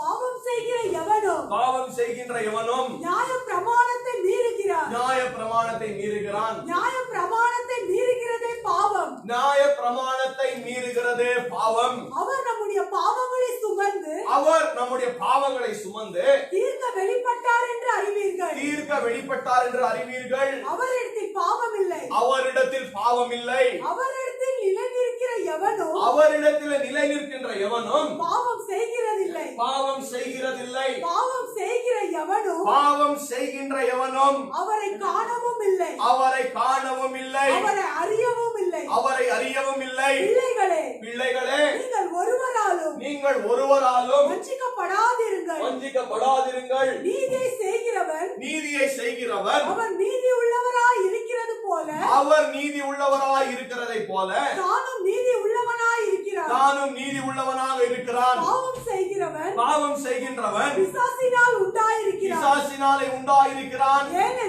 ஏனெனில் பிசாசானவன் ஆதி முதல் பாவம் செய்கிறான். ஆதி முதல் பாவம் செய்கின்றான். பிசாசினுடைய கிரியைகளை பிசாசினுடைய கிரியைகளை அழிக்கும்படிக்கு தேவனுடைய குமாரன் வெளிப்பட்டார். தேவனுடைய குமாரன் வெளிப்பட்டார். தேவனால் பிறந்த எவனும் தேவனால் பிறந்த எவனும் பாவம் செய்யான். பாவம் செய்யான்.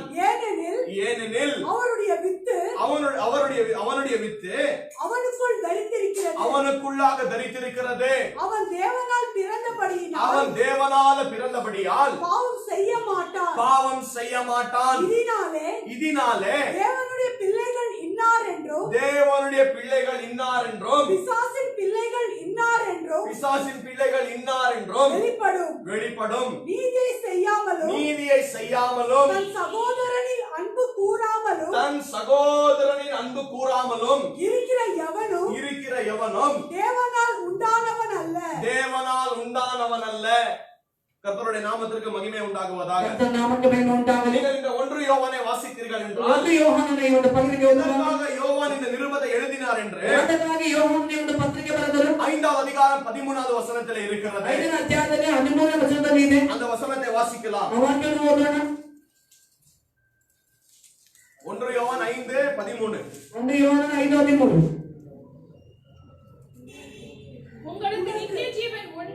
உங்களுக்கு நித்திய ஜீவன் உண்டென்று நீங்கள் அறியவும் தேவகுமாரனுடைய நாமத்தின் மேல்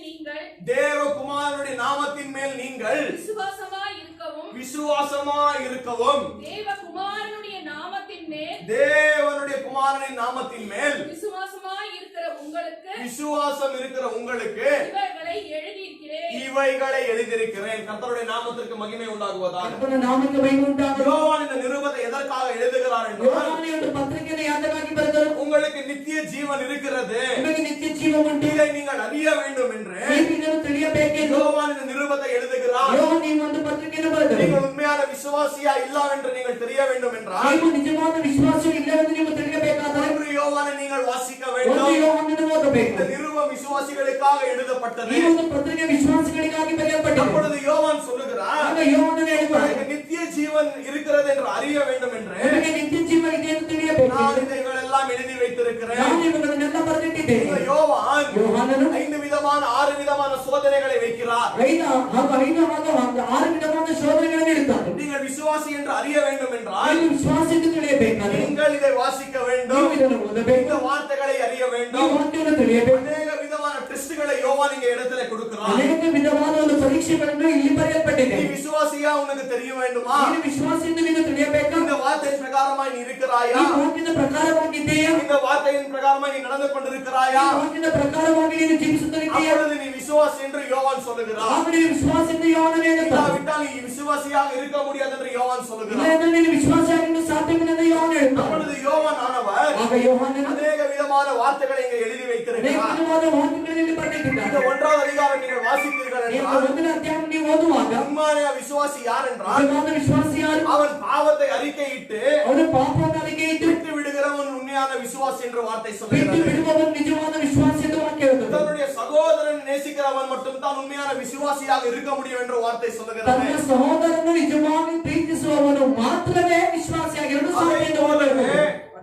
யோவான் என்ன எழுதுகிறார் என்றால் யார் பாவம் செய்கிறார்களோ எல்லோரும் நானும் நீங்களும் பாவம் செய்கிறோம்.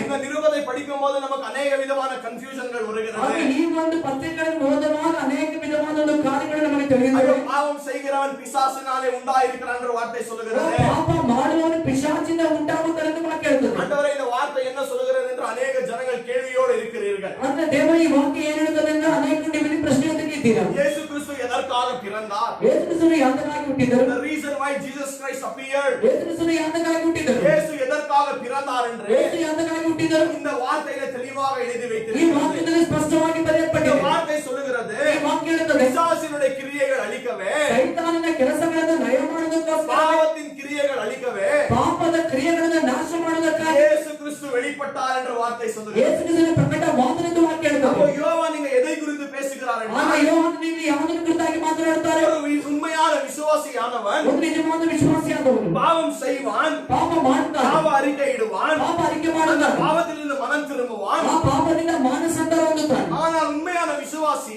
ಅದು ನಿಜವಾದ ವಿಶ್ವಾಸ. பாவத்தில் நிலை நிற்க முடியாது, ಪಾಪದಲ್ಲಿ ನೆಲೆಯಾಗಿರಲು ಸಾಧ್ಯವಿಲ್ಲ, பாவங்களை அபியாசம் செய்ய முடியாது. ಪಾಪಗಳನ್ನು ಅಭ್ಯಾಸ ಮಾಡಲಾಗುವುದಿಲ್ಲ. இதைத்தான் யோவான் இங்க தெளிவாக எழுதி ಇದನ್ನು வைத்திருக்கிறார். ಯೋಹಾನನಿಗೆ ಸ್ಪಷ್ಟವಾಗಿ ಬರೆದಿದ್ದಾರೆ. இயேசு கிறிஸ்து எதற்காக பிறந்தார்? ಯೇಸು ಕ್ರಿಸ್ತನು ಯಾತಕ್ಕಾಗಿ ಹುಟ್ಟಿದರು? அநேக விதமான காரணங்கள் தேவனுடைய வார்த்தைகளில் இருக்கிறது. ಅನೇಕ ವಿಧವಾದ ಒಂದು ಕಾರ್ಯಗಳಿಗೆ ಕುರಿತಾಗಿ ದೇವರ ವಾಕ್ಯದಲ್ಲಿ ಬರೆಯಲ್ಪಟ್ಟಿದೆ. எதற்காக இயேசு பிறந்தார் என்றால், ಯಾತಕ್ಕಾಗಿ ಯೇಸು ಹುಟ್ಟಿದರು? பிதாவுடைய குணாதிசயத்தை ஜனங்களுக்கு காண்பிக்கும்படியாய் ತಂದೆಯ ಗುಣಾತಿಶಯವನ್ನು ಜನರಿಗೆ ತೋರಿಸುವಂತೆ இயேசு கிறிஸ்து இந்த உலகத்தில் பிறந்தார். ಯೇಸು ಕ್ರಿಸ್ತನು ಈ ಲೋಕದಲ್ಲಿ ಹುಟ್ಟಿದರು. சத்தியத்திற்கு சாட்சியாக இருக்க வேண்டும் என்று ಸತ್ಯಕ್ಕೆ ಸಾಕ್ಷಿಯಾಗಿರಬೇಕೆಂದು இயேசு கிறிஸ்து இந்த உலகத்தில் பிறந்தார். ಯೇಸು ಕ್ರಿಸ್ತನು ಈ ಲೋಕದಲ್ಲಿ ಹುಟ್ಟಿದರು. அவர் சத்தியத்தை போதிக்கும்படியாய் ಅವರು ಸತ್ಯವನ್ನು ಬೋಧಿಸುವಂತೆ இயேசு கிறிஸ்து இந்த உலகத்தில் ಯೇಸು பிறந்தார். ಕ್ರಿಸ್ತನು ಈ ಲೋಕದಲ್ಲಿ ಹುಟ್ಟಿದರು. அவர் தேவனுடைய பிரமாணங்களை ಅವರು ದೇವರ ಪ್ರಮಾಣವನ್ನು நிறைவேற்ற வேண்டும் என்று ನೆರವೇರಿಸಬೇಕೆಂದು இயேசு கிறிஸ்து இந்த உலகத்தில் பிறந்தார். ಯೇಸು ಕ್ರಿಸ್ತನು ಈ ಲೋಕದಲ್ಲಿ ಹುಟ್ಟಿದರು. அவர் ஜனங்களுக்காக ಅವರು ಜನಗಳಿಗಾಗಿ பாவங்களுக்காக மரிக்கும்படியாய் ಪಾಪಗಳಿಗಾಗಿ ಸಾಯುವಂತೆ இயேசு கிறிஸ்து இந்த உலகத்தில் ಯೇಸು பிறந்தார். ಕ್ರಿಸ್ತನು ಈ ಲೋಕದಲ್ಲಿ ಹುಟ್ಟಿದರು. அவர் தேவனுடைய ராஜ்யத்தை ஸ்தாபிக்கும்படியாய் ಅವರು ದೇವರ ರಾಜ್ಯವನ್ನು ಸ್ಥಾಪಿಸುವಂತೆ இயேசு இந்த உலகத்தில் பிறந்தார். ಯೇಸು ಈ ಲೋಕದಲ್ಲಿ ಹುಟ್ಟಿದರು. பிதாவுக்கும்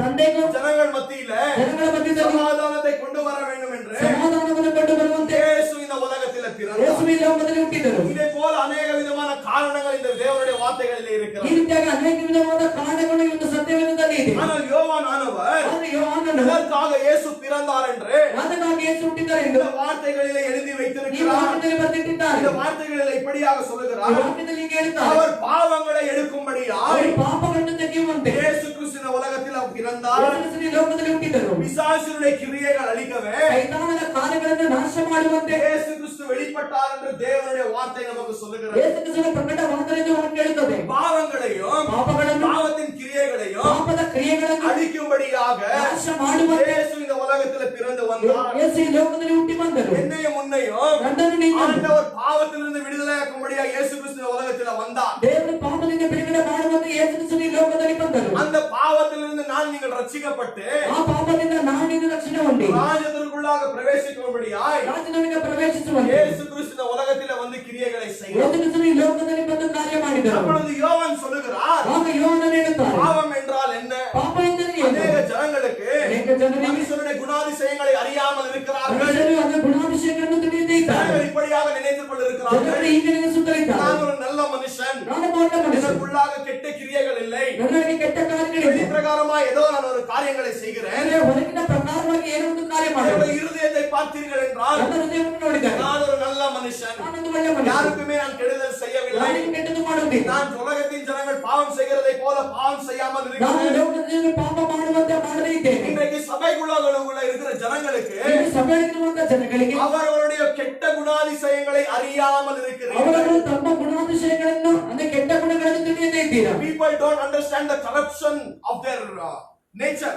ಆದರೆ ತಮ್ಮ ಗುಣಾತಿಶಯಗಳಲ್ಲಿ ಇರುವಂತಹ ಕೆಟ್ಟ ಕ್ರಿಯೆಗಳನ್ನು ಅವರುಗಳು ತಿಳಿಯದೇ ಇದ್ದಾರೆ. அவருடைய குணாதிசயங்கள் ಅವರ ಗುಣಾತಿಶಯಗಳು ஆண்டவருக்கு முன்பாக ದೇವರಿಗೆ ಮುಂಭಾಗ அசுத்தமாக இருக்கிறது என்று அறியாமல் இருக்கிறீர்கள். ಶುದ್ಧವಾಗಿದೆ ಎಂದು ತಿಳಿಯದೇ ಇದ್ದೀರಾ. ஜனங்கள் நினைத்துக் கொண்டிருக்கிறார்கள், ಜನರು ನೆನೆಸುತ್ತಿದ್ದಾರೆ, ஏதோ ஒரு ஆண்டவருடைய காரியங்களை அறிந்து ಏನೋ ದೇವರ ಕಾರ್ಯವನ್ನು ತಿಳಿದು சில வார்த்தைகளுக்கு நான் கீழ்ப்பட்டு ಅದು ಕೆಲವು ವಾಕ್ಯಗಳಿಗೆ ವಿಧೇಯರಾಗಿ நான் வாழ்ந்து விட்டால் ನಾನು ಜೀವಿಸಿದರೆ ராஜ்யத்திற்குள்ளாக பிரவேசித்து விடுவேன் என்று ஜனங்கள் ಇದೋ நினைத்துக் ನಾನು கொண்டிருக்கிறார்கள். ದೇವರ ರಾಜ್ಯದೊಳಗೆ ಪ್ರವೇಶ ಮಾಡಬೇಕೆಂದು ನೆನೆಸುತ್ತಾರೆ. நம்முடைய குணாதிசயங்களிலே ನಮ್ಮ ಗುಣಾತಿಶಯದಲ್ಲಿ ஆண்டவர் எதுவும் ஆல்டரேஷன் செய்வதில்லை. ದೇವರನ್ನು ಯಾವುದೇ ವಿಧವಾಗಿ ಅದನ್ನು ಮಾರ್ಪಡಿಸುವುದಿಲ್ಲ. அந்த பழைய குணாதிசயங்களை எடுத்துவிட்டு ಅದೇ ಗುಣಾತಿಶಯಗಳನ್ನು ತೆಗೆದುಬಿಟ್ಟು ஆண்டவர் புதிய குணாதிசயங்களை நமக்கு கொடுக்கிறார். ದೇವರ ಹೊಸ ಗುಣಾತಿಶಯವನ್ನು ನಮಗೆ ಕೊಡುತ್ತಾರೆ. நமக்கு புதிய குணாதிசயம் தேவையாக இருக்கிறது. ನಮಗೆ ಗುಣಾತಿಶಯಗಳು ಬೇಕಾಗಿದೆ. இந்த குணாதிசயம் நமக்குள்ளாக ಈ இல்லாவிட்டால் ಗುಣಾತಿಶಯಗಳು ನಮ್ಮೊಳಗಿಲ್ಲದೆ ಹೋದರೆ நான் நீங்களும் ராஜ்யத்திற்குள்ளாக பிரவேசிக்க முடியாது. ನಾವು ನೀವು ರಾಜ್ಯದೊಳಗೆ ಪ್ರವೇಶ ಮಾಡಲು ಸಾಧ್ಯವಿಲ್ಲ. நம்முடைய இருதயம் எப்படி இருக்கிறது என்று அறிய வேண்டும். ನಮ್ಮ ಹೃದಯ ಹೇಗಿದೆ ಎಂದು ತಿಳಿಯಬೇಕು. ஆண்டவருக்கு விரோதமாக என்ன பாவம் செய்கிறோம் என்று அறிய வேண்டும். ದೇವರಿಗೆ ವಿರೋಧವಾಗಿ ಏನು ಪಾಪ ಮಾಡುತ್ತೇವೆ ಎಂದು ತಿಳಿಯಬೇಕು. அப்போ ஆண்டவர் என்ன செய்கிறார்? ದೇವರು ಏನು அவர் ಮಾಡ್ತಾರೆ? ரட்சிப்பு கொடுக்கிற நேரத்திலே ರಕ್ಷಣೆ ಕೊಡುವಂತ நம்மை ಸಮಯದಲ್ಲಿ எப்பொழுது மறுபடியும் பிறக்க செய்கிறாரோ ಯಾವಾಗ ನಾವು ಪುನಃ ಹುಟ್ಟುವಂತೆ ಮಾಡುತ್ತಾರೆ. ஆண்டவர் நம்மளை புதுமையாக சிருஷ்டிக்கிற தேவனாக ದೇವರು ನಮ್ಮನ್ನು ಹೊಸದಾಗಿ ಸೃಷ್ಟಿ ಮಾಡುವಂತ ದೇವರಾಗಿದ್ದಾರೆ.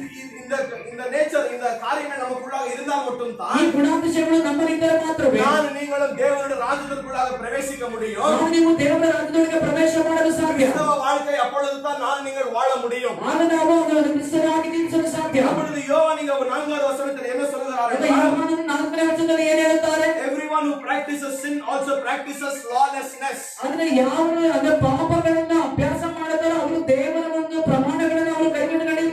And sin is lawlessness. ಆಗ ಅಂದ್ರೆ ಆ ಒಂದು ಪಾಪದಲ್ಲಿ ಅದು ಅಲ್ಲಿ Sin is lawlessness. ಅಂದ್ರೆ ಪಾಪ ಅಂದ್ರೆ ಅವರಲ್ಲಿ ಅಲ್ಲಿ ಪಾಪ ಮಾಡುವಾಗ ಅಲ್ಲಿ ಪ್ರಮಾಣಗಳನ್ನು ಅವರು ಮಾಡುತ್ತಾರೆ. அப்பொழுது 4வது வசனத்தில் யோவான் இப்படியாக சொல்கிறார். 4ನೇ ವಚನದಲ್ಲಿ ಯೋಹಾನನು ಹೀಗೆ ಹೇಳುತ್ತಾನೆ. பாவம் என்றால் என்னவென்று யோவான் ஒரு விளக்கத்தை கொடுக்கிறார். ಪಾಪ ಎಂದರೆ ಏನೆಂದು ಯೋಹಾನನು ಇಲ್ಲಿ ಬಹಿರಂಗವಾಗಿ ಹೇಳುತ್ತಾರೆ. பாவம் என்றால் என்ன?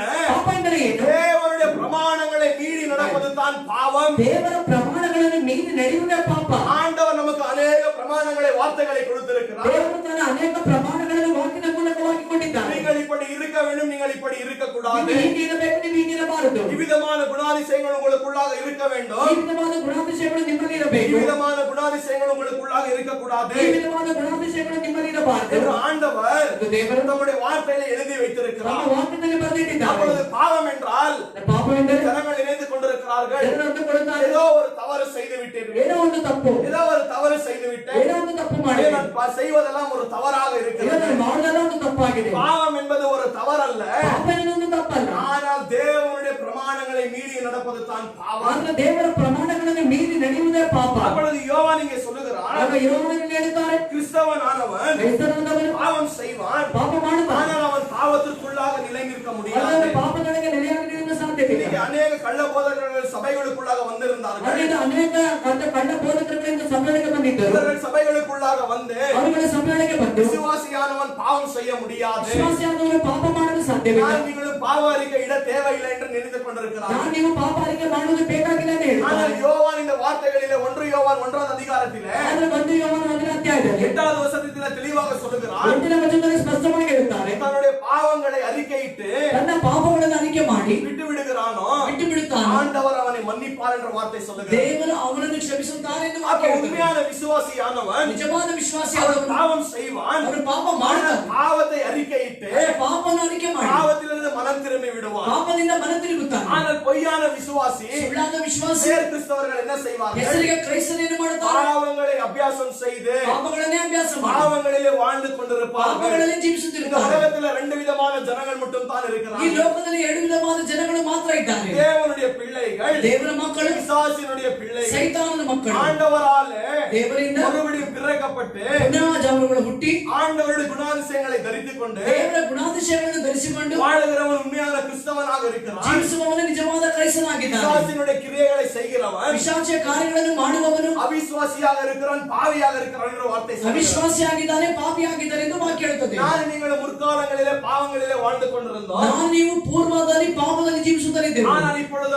ஆண்டவர் நம்மளை மறுபடியும் பிறக்க ಆದರೆ செய்திருக்கிறார். ದೇವರು ನಾವು ಪುನಃ ಹುಟ್ಟುವಂತೆ ಮಾಡಿದ್ದಾರೆ. இப்பொழுது நான் நீங்கள் ஆண்டவருடைய குடும்பத்திற்கு சேர்ந்தவர்களாக ಈಗ ನಾವು ನೀವು ದೇವರ ಕುಟುಂಬದೊಳಗೆ ಸೇರಿದವರಾಗಿದ್ದೇವೆ. இந்த வார்த்தையானதை ಈ ವಾಕ್ಯವಾದದ್ದು நீங்கள் அறிய வேண்டும். ನೀವು ತಿಳಿಯಬೇಕು. இந்த யோவான் ಯೋಹಾನನು 3வது அதிகாரத்திலே 3ನೇ ಅಧ್ಯಾಯದಲ್ಲಿ 1லிருந்து 3வது வசனத்தில் இப்படியாக சொல்லுகிறார், 1ರಿಂದ 3ರ ವಚನದಲ್ಲಿ ಹೀಗೆ ಹೇಳುತ್ತಾರೆ, பிதாவானவர் ತಂದೆಯಾದವರು நம்ம மேல எவ்வளவு அன்பை ನಮ್ಮ வைத்திருக்கிறார், ಮೇಲೆ ಎಷ್ಟು ಪ್ರೀತಿ ಇಟ್ಟಿದ್ದಾರೆ, நம்ம மேல அன்பை வைத்து ಪ್ರೀತಿಯನ್ನು ಇಟ್ಟು அவருடைய பிள்ளை என்று நம்மளை அழைத்திருக்கிறார் என்ற வார்த்தை ತನ್ನ சொல்லுகிறது. ಮಕ್ಕಳಿಂದ ನಮ್ಮನ್ನು ಕರೆದಿದ್ದಾರೆ ಎಂದು ವಾಕ್ಯ ಹೇಳುತ್ತದೆ. இந்த காரணத்தினாலே ಈ ಕಾರಣದಿಂದ நம்மை உலகம் வெறுக்கிறது. ನಮ್ಮನ್ನು ಲೋಕವು ನಿರಾಕರಿಸುತ್ತದೆ. எதற்கென்றால் இந்த உலகம் ஆண்டவரை அறியாமல் இருக்கிறது. ಯಾಕೆಂದರೆ ಈ ಒಂದು ಲೋಕವು ದೇವರನ್ನು ತಿಳಿಯದೇ ಇದೆ. ஆண்டவரை அறியாத காரணத்தினாலே ದೇವರನ್ನು ತಿಳಿಯದೇ ಇರುವ ಕಾರಣದಿಂದ ஆண்டவருடைய பிள்ளைகளையும் அறியாமல் இருக்கிறது.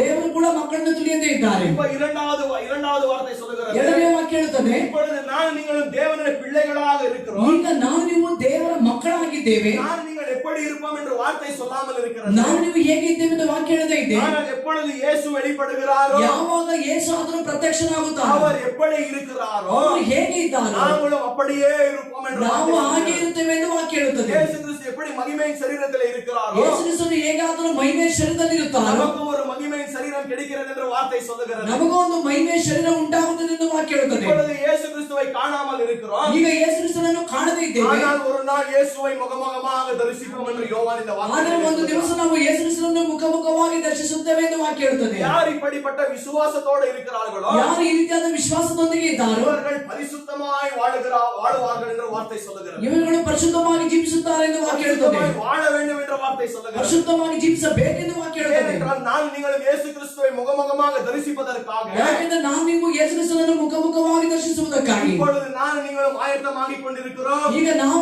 ನೀವು ಸಿದ್ಧರಾಗುತ್ತಿದ್ದೇವೆ. ஆயத்தமாக வேண்டும். ಸಿದ್ಧರಾಗಬೇಕು. ஒரு விசுவாசியானவர் ವಿಶ್ವಾಸಿಯಾದವರು பாவங்களை வெறுத்து ಪಾಪವನ್ನು ನಿರಾಕರಿಸಿ பாவங்களை தள்ளிவிட்டு ಪಾಪಗಳನ್ನು அவர் ತಳ್ಳಿಬಿಟ್ಟು பரிசுத்தத்தை நாடுகிற பிள்ளையாக காணப்படுகிறார். ಅವನು ಪರಿಶುದ್ಧವನ್ನು ಬಯಸುವಂತಹ ಮಕ್ಕಳಾಗಿರ್ತಾರೆ. நான் நீங்களும் பரிசுத்தத்தை நாட வேண்டும். ನಾವು ಪರಿಶುದ್ಧವನ್ನು ಬಯಸಬೇಕು. இயேசு கிறிஸ்துவின் குணாதிசயங்களை தரித்துக் கொண்டு ಯೇಸು ಕ್ರಿಸ್ತನ ಗುಣಾತಿಶಯಗಳನ್ನು ಧರಿಸಿಕೊಂಡು கிறிஸ்துவை போல வாழ வேண்டும் என்று ಕ್ರಿಸ್ತನ ಹಾಗೆ ಜೀವಿಸಬೇಕೆಂದು நமக்கு தேவனுடைய வார்த்தை சொல்லுகிறது. ನಮಗೆ ದೇವರ ವಾಕ್ಯ ಹೇಳುತ್ತದೆ. அப்பொழுது யோவான் இங்க என்ன சொல்லுகிறார்? ಆಗ ಯೋಹನನು ಏನು ಹೇಳುತ್ತಾನೆ? நான் நீங்களும் இயேசு வருகிறார் என்று ನಾನು ನೀವು ಯೇಸು ಕ್ರಿಸ್ತನು ಬರುತ್ತಾರೆ ಎಂದು விதமான விசுவாசம் நமக்குள்ளாக இருக்கிறது. ಈ ರೀತಿಯ ವಿಶ್ವಾಸ ನಮ್ಮೊಳಗೆ ಇದೆ. இந்த காரணத்தினாலே ಈ ಕಾರಣದಿಂದ பாவங்களை விட்டுவிட்டு ಪಾಪಗಳನ್ನು ಬಿಟ್ಟು ஆண்டவரை நாட வேண்டும். ದೇವರನ್ನು ಬಯಸಬೇಕು, பரிசுத்தமாய் வாழ வேண்டும் என்று ಪರಿಶುದ್ಧವಾಗಿ ಜೀವಿಸಬೇಕೆಂದು யோவான் இந்த வார்த்தைகளை எழுதி வைக்கிறார். ಯೋಹನನ ವಾಕ್ಯದಲ್ಲಿ ಬರೆದಿದ್ದಾನೆ. பாவம் என்றால் என்ன? ಪಾಪ ಎಂದರೆ ಏನು? பாவம் என்பது ஏதோ ஒரு தவறான தவறு அல்ல. ಪಾಪ ಎಂದರೆ ಯಾವುದೋ ಒಂದು ತಪ್ಪು ಅಲ್ಲ. நான் ஏதோ தெரியாமல் செய்து விட்டேன் என்று சொல்லக்கூடாது. ಏನು ನಾನು ಗೊತ್ತಿಲ್ಲದೆ ಮಾಡಿದೆ ಹೇಳಲಾಗುವುದಿಲ್ಲ. பாவம் என்றால் என்ன? ಪಾಪ ಎಂದರೆ ಏನು? தேவனுடைய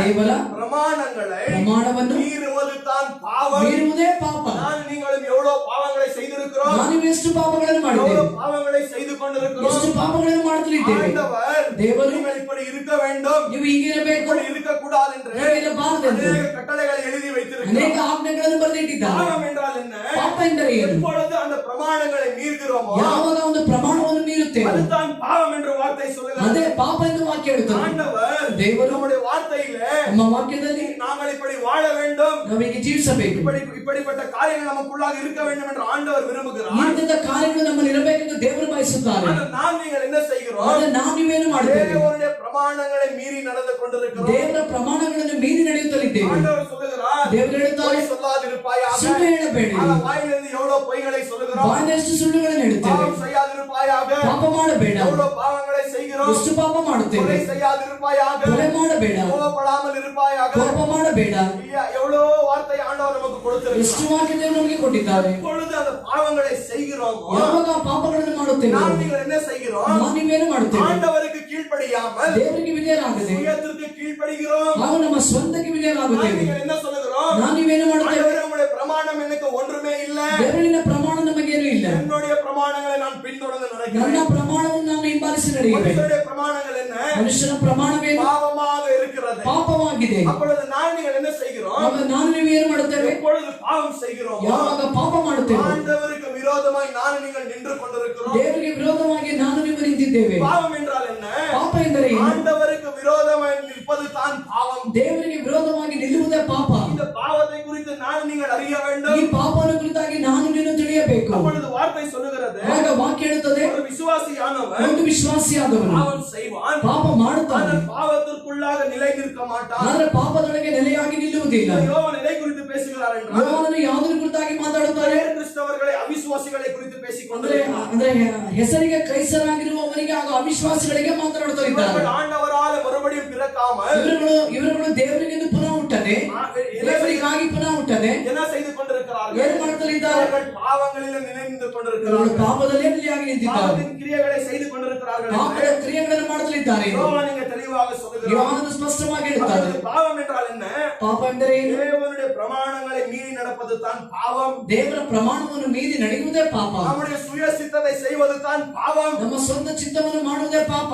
எப்பொழுது நாங்கள் ஆண்டவருக்கு விரோதமாய் பாவம் செய்கிறோமோ, ಯಾವಾಗ ನಾವು ದೇವರಿಗೆ ವಿರೋಧವಾಗಿ ಪಾಪ ಮಾಡುತ್ತೇವೆ, அவருக்கு நீங்கள் கீழ்ப்படியாமல் ಅವರಿಗೆ ನಾವು ನೀವು ವಿಧೇಯರಾಗದೆ, சுயத்திற்கு கீழ்ப்படுகிறோம். ಆಗ ನಮ್ಮ ಸ್ವಂತಕ್ಕೆ ನಾವು ವಿಧೇಯರಾಗುತ್ತೇವೆ. பாவம் செய்கிற நேரத்திலே ಪಾಪ ಮಾಡುವ ಸಮಯದಲ್ಲಿ ஆண்டவரை நாங்கள் என்ன செய்கிறோம்? ದೇವರನ್ನು ಏನು ಮಾಡುತ್ತೇವೆ? அவரை தள்ளிவிட்டு ಅವರನ್ನು ತಳ್ಳಿಬಿಟ್ಟು அவருடைய இடத்துல நீங்களும் போய் போய் உட்கார்ந்து கொண்டிருக்கிறோம். ಆಗ ಅವರ ಸ್ಥಾನದಲ್ಲಿ ನಾನು ನೀವು ಹೋಗಿ ಕುಳಿತಿದ್ದೇವೆ. ஆண்டவரே நீர் கொடுத்த பிரமாணம் எனக்கு ஒன்றுமே இல்ல. ದೇವರು ನೀನು ಕೊಟ್ಟಂತ ಪ್ರಮಾಣ ನಮಗೆ ಏನಿಲ್ಲ, எனக்கு தேவையில்லை. ಅದು ನನಗೆ ಬೇಕಾಗಿಲ್ಲ. சுயத்தை நான் செய்கிறேன் என்பது தான் பாவம். ನನ್ನ ಸ್ವಂತವನ್ನು ಮಾಡುವೆನುವುದೇ ಪಾಪ. ஆனால் ஆண்டவர் என்ன செய்திருக்கிறார்? ದೇವರೇನು ಮಾಡಿದ್ದಾರೆ? விசுவாசியை இந்த பாவத்திலிருந்து விடுதலை செய்திருக்கிறார். ವಿಶ್ವಾಸನ ಈ ಒಂದು ಪಾಪದಿಂದ ಬಿಡುಗಡೆ ಮಾಡಿದ್ದಾರೆ. எனக்கும் உனக்கும் ஆண்டவர் புதிய குணாதிசயங்களை கொடுத்திருக்கிறார். ನನಗೂ ನಿನಗೂ ದೇವರ ಹೊಸ ಗುಣಾತಿಶಯಗಳನ್ನು ಕೊಟ್ಟಿದ್ದಾರೆ. பாவம் எங்கேಯಿಂದ வந்தது? ಆಗ ಪಾಪ ಎಲ್ಲಿಂದ ಬಂದಿತು? பிசாசிலிருந்து புறப்பட்டு வந்தது. ಪಿಶಾಚಿಯ ಮೂಲಕವಾಗಿ ಬಂದಿತು. நீங்கள் ஏசாயா 14 அதிகாரம் ஏசாயா 14 ಯೆಶಾಯ 14 எசேக்கியேல் 28 நீங்கள் வீட்டிலே போய் வாசித்துக் ಹಾಗೂ கொள்ளுங்கள். ಎಸೆಕಿಯೇಲ್ 28 ಮನೆಯಲ್ಲಿ ಹೋಗಿ ಓದಿರಿ. எப்படி பாவம் வந்தது என்று தேவனுடைய வார்த்தையில பிசாசுக்குள்ளாக எப்படி பாவம் வந்தது என்று அந்த வார்த்தையில எழுதி வைத்திருக்கிறார். ಹೇಗೆ ಪಾಪವು ಆ ಒಂದು ಸೈತಾನನ ಮೂಲಕ ಉಂಟಾಯಿತು ಎಂದು ಆ ಒಂದು ವಾಕ್ಯದಲ್ಲಿ ಬರೆಯಲ್ಪಟ್ಟಿದೆ. பாவம் எங்கே இருந்து புறப்பட்டு வந்தது? ಪಾಪ ಎಲ್ಲಿಂದ ಹೊರಟು ಬಂದಿತು? பிசாசிலிருந்து ಪಿಶಾಚಿಯಿಂದ மனுஷனுக்குள்ளாக பாவம் வந்தது. ಮನುಷ್ಯರೊಳಗೆ ಬಂದಿತ್ತು. அப்ப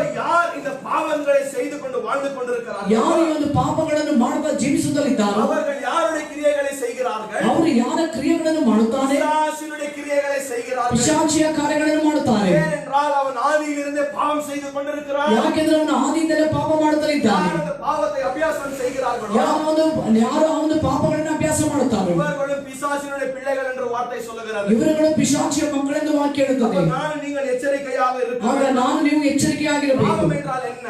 ಪಾಪ ಎಂದರೆ ಏನು? இங்கிலீஷ்ல இப்படியாக இருக்கிறது. ಆಂಗ್ಲದಲ್ಲಿ ಹೀಗೆ ಇದೆ. Everyone who practices sin.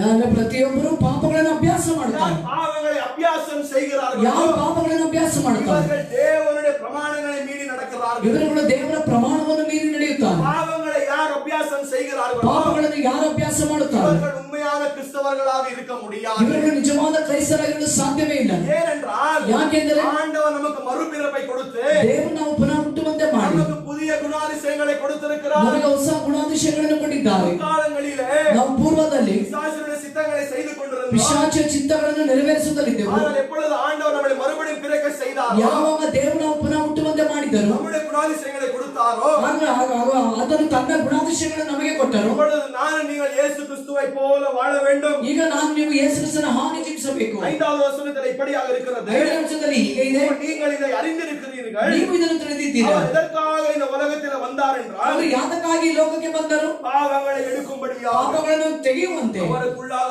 பாவம் இல்லை என்று ಆತನಲ್ಲಿ ಪಾಪ ಇಲ್ಲ ಎಂದು ವಾಕ್ಯ ಹೇಳುತ್ತದೆ. இயேசு கிறிஸ்துவுக்குள்ளாக ಯೇಸು ಕ್ರಿಸ್ತನೊಳಗೆ பாவம் இல்லை. ಪಾಪವಿಲ್ಲ. அவர் சுத்தமாக இருந்தார். ಅವರು ಶುದ್ಧವಾಗಿದ್ದರು. அவர் முழுவதுமாக பரிசுத்தமாக ಅವರು இருந்தார். ಪೂರ್ಣವಾಗಿ ಪರಿಶುದ್ಧರಾಗಿದ್ದರು. நான் நீங்களும் பாவிகளாக இருக்கிறோம். ನಾವು ನೀವು ಪಾಪಿಗಳಾಗಿದ್ದೇವೆ. ஆனால் அவர் பாவம் அறியாதவராக ಆದರೆ இருந்தார். ಅವರು ಪಾಪವನ್ನು ತಿಳಿಯದೇ ಇರುವವರಾಗಿದ್ದಾರೆ. அவர் 100% மனுஷனாக ಅವರು இருந்தார். 100ಕ್ಕೆ 100 ಮನುಷ್ಯರಾಗಿದ್ದರು. 100% ஆண்டவராக ಅವರು இருந்தார். 100ಕ್ಕೆ 100 ದೇವರಾಗಿದ್ದರು. ஆனாலும் வார்த்தை சொல்லுகிறது ಆದರೆ ವಾಕ್ಯ ಹೇಳುತ್ತದೆ அவருக்குள்ளாக பாவம் இல்லை. ಅವರೊಳಗೆ ಪಾಪವಿಲ್ಲ. இந்த பாவம் இல்லாதவர் ಈ ಪಾಪ ಇಲ್ಲದೆ ಇರುವವರು எதற்காக இந்த உலகத்தில் வந்தார் என்றால் ಯಾತಕ್ಕಾಗಿ ಲೋಕದಲ್ಲಿ ಬಂದರು? பாவங்களை எடுக்கும்படியா. ಪಾಪಗಳನ್ನು ತೆಗೆಯುವಂತೆ. மனுஷனுக்குள்ளாக இருக்கிற பாவங்களை எடுக்கும்படியா. ಮನುಷ್ಯರೊಳಗಿರುವಂತಹ ಪಾಪವನ್ನು ತೆಗೆಯುವಂತೆ. இதுதான் கிறிஸ்துமஸ் உடைய செய்தியாக இருக்கிறது. ಇದೇ ಒಂದು ಅಂದ್ರೆ ಇದೇ ಒಂದು ಕ್ರಿಸ್ಮಸ್ ಹಬ್ಬದ ಶುಭ ಸಂದೇಶವಾಗಿದೆ. இயேசು ஏதோ பிறந்து விட்டார். ಅಯ್ಯೋ ಯೇಸು ಏನು ஏதோ ಹುಟ್ಟಿದರು, வாழ்ந்தார், மரித்து விட்டார் ಏನೋ ಜೀವಿಸಿದರು, ಸತ್ತು ಹೋದರು என்பது அது காரியமல்ல. ಎಂಬುದು ಅದು ಕಾರ್ಯವಲ್ಲ. ஆனால் இந்த வார்த்தை சொல்லுகிறது ವಾಕ್ಯ ಹೇಳುತ್ತದೆ அவர் எதற்காக இந்த உலகத்தில் வந்தார் ಅವರು என்றால் ಯಾತಕ್ಕಾಗಿ ಲೋಕದಲ್ಲಿ ಬಂದರು? பாவங்களை எடுக்கும்படியா. ಪಾಪಗಳನ್ನು ತೆಗೆಯುವಂತೆ, சத்ருவின் கிரியைகளை அழிக்கும்படியா. ಶತ್ರುವಿನ ಕ್ರಿಯೆಗಳನ್ನು ನಾಶ அவர் ಮಾಡುವಂತೆ. தேவகுமாரனாய் வெளிப்பட்டார் என்று வார்த்தை ಅವರು சொல்லுகிறது. ದೇವ ಕುಮಾರನಾಗಿ ಪ್ರಕಟವಾದರೆಂದು ವಾಕ್ಯ ಹೇಳುತ್ತದೆ. அப்பொழுது வார்த்தை சொல்லுகிறது ಇದು ವಾಕ್ಯ ಹೇಳುತ್ತದೆ 2 கொரிந்தியர் 2 ಕೊರಿಂಥಿ 5வது அதிகாரம் 21வது வசனத்திலே 5ನೇ ಅಧ್ಯಾಯ 20ನೇ ವಚನದಲ್ಲಿ அந்த வசனத்தை வாசிக்கலாம். 2 ಕೊರಿಂಥಿ 5:20 1 ಸಾರಿ 21 5:21 நாம் அவருக்குள் தேவனுடைய நீதியாகும்படி பாவம் அறியாத அவரை நமக்காக பாவமாக்கினார். கர்த்தருடைய நாமத்திற்கு மகிமை உண்டாகுவதாக. ಕರ್ತನ ನಾಮಕ್ಕೆ ಮಹಿಮೆ அப்பொழுது ಉಂಟಾಗಲಿ. வார்த்தை சொல்லுகிறது ವಾಕ್ಯ ಹೇಳುತ್ತದೆ பாவம் அறியாத அவர் ಪಾಪವನ್ನು ತಿಳಿದೇನು ಆತನು பிதாவானவர் என்ன செய்தார்? ತಂದೆಯಾದವರು ಏನು ಮಾಡಿದರು? அவரை பாவமாக்கினார். ಅವರನ್ನು ಪಾಪವಾಗಿ ಮಾಡಿದರು. அவரையே பாவமாக செய்து விட்டார். ಆತನನ್ನೇ ಪಾಪವಾಗಿ ಮಾಡಿದರು. நம்முடைய பாவங்கள் எல்லாம் யார் மேலே போனது? ನಮ್ಮ ಪಾಪಗಳೆಲ್ಲ ಯಾರ ಮೇಲೆ ಹೋಯಿತು? இயேசு கிறிஸ்துவின் மேலே போனது. ಯೇಸು ಕ್ರಿಸ್ತನ ಮೇಲೆ ಹೋಯಿತು. அவர் நம்முடைய பாவங்களை சுமந்து கொண்டார் என்ற வார்த்தை சொல்லுகிறது. ಅವರು ನಮ್ಮ ಪಾಪಗಳನ್ನೆಲ್ಲ ಹೊತ್ತುಕೊಂಡರೆಂದು ವಾಕ್ಯ ಹೇಳುತ್ತದೆ. அப்போ இயேசு என்ன செய்தார்? ಯೇಸು ಏನು ಮಾಡಿದರು? மனுஷன் பாவத்திலே இருக்கிறான் என்று ಮನುಷ್ಯನು ಪಾಪದಲ್ಲಿದ್ದಾನೆ அவரை ಎಂದು பாவத்திலிருந்து விடுதலை செய்யும்படியாக ಅವನನ್ನು ಪಾಪದಿಂದ ಬಿಡುಗಡೆ ಮಾಡುವಂತೆ இயேசு இந்த உலகத்திற்கு வந்தார். ಯೇಸು ಈ ಲೋಕಕ್ಕೆ ಬಂದರು. அப்பொழுது யோவான் 10வது அதிகாரம் 17வது வசனத்தில் இப்படியாக ಆಗ இருக்கிறது. ಯೋಹಾನನ 10ನೇ ಅಧ್ಯಾಯ 15ನೇ ವಚನದಲ್ಲಿ ಹೇಳುತ್ತದೆ, என்னுடைய ஆடுகளுக்காக ನನ್ನ ಕುರಿಗಳಿಗಾಗಿ என் ஜீவனை நான் கொடுக்கிறேன் என்று இயேசு சொன்னார். ನನ್ನ ಜೀವವನ್ನೇ ಕೊಡುವೆ ಎಂದು ಯೇಸು ಹೇಳಿದರು. அவர் நம்மை நேசித்த காரணத்தினாலே ಅವರು ನಮ್ಮನ್ನು ಪ್ರೀತಿಸಿದ ಕಾರಣದಿಂದ அவருடைய ஜீவனையே நமக்கு கொடுத்தார் என்று ಅವರು வார்த்தை ತನ್ನ சொல்லுகிறது. ಜೀವವನ್ನೇ ನಮಗೆ ಕೊಟ್ಟರು ಎಂದು ವಾಕ್ಯ ಹೇಳುತ್ತದೆ. ஆண்டவருடைய அன்பு எவ்வளவு பெரிய அன்பாக இருக்கிறது. ದೇವರ ಪ್ರೀತಿ ಎಷ್ಟು ದೊಡ್ಡ ಪ್ರೀತಿಯಾಗಿದೆ. வேற பெற்ற அன்பை ಒಂದು ಅಮೂಲ್ಯವಾದ ಪ್ರೀತಿ. நான் நீங்கள் நிராகரிக்க கூடாது, நிராகரிக்க முடியாது. ನಾನು ನೀವು ನಿರಾಕರಿಸಬಾರದು, ನಿರಾಕರಿಸಲು ಸಾಧ್ಯವಿಲ್ಲ. அவருடைய அன்பை நிராகரித்தால் ಆತನ ಪ್ರೀತಿಯನ್ನು ನಿರಾಕರಿಸಿದರೆ அவருடைய கிரியைகளை நான் நீங்கள் நிராகரித்துக் கொண்டிருக்கிறோம். ಆತನ ಕ್ರಿಯೆಗಳನ್ನು ನಾನು ನೀವು ಅದನ್ನು ನಿರಾಕರಿಸುತ್ತಲಿದ್ದೇವೆ. அவருடைய ரட்சிப்பை நான் நீங்கள் நிராகரித்துக் கொண்டிருக்கிறோம். ಆತನ ರಕ್ಷಣೆಯನ್ನು ನಾನು ನೀವು ನಿರಾಕರಿಸುತ್ತಲಿದ್ದೇವೆ. இயேசு சொல்லுகிறார், ಯೇಸು ಹೇಳುತ್ತಾರೆ, இயேசு எதற்காக இந்த உலகத்தில் பிறந்து வாழ்ந்தார் என்றால், ಯೇಸು ಯಾತಕ್ಕಾಗಿ ಲೋಕದಲ್ಲಿ ಬಂದು ಆತನು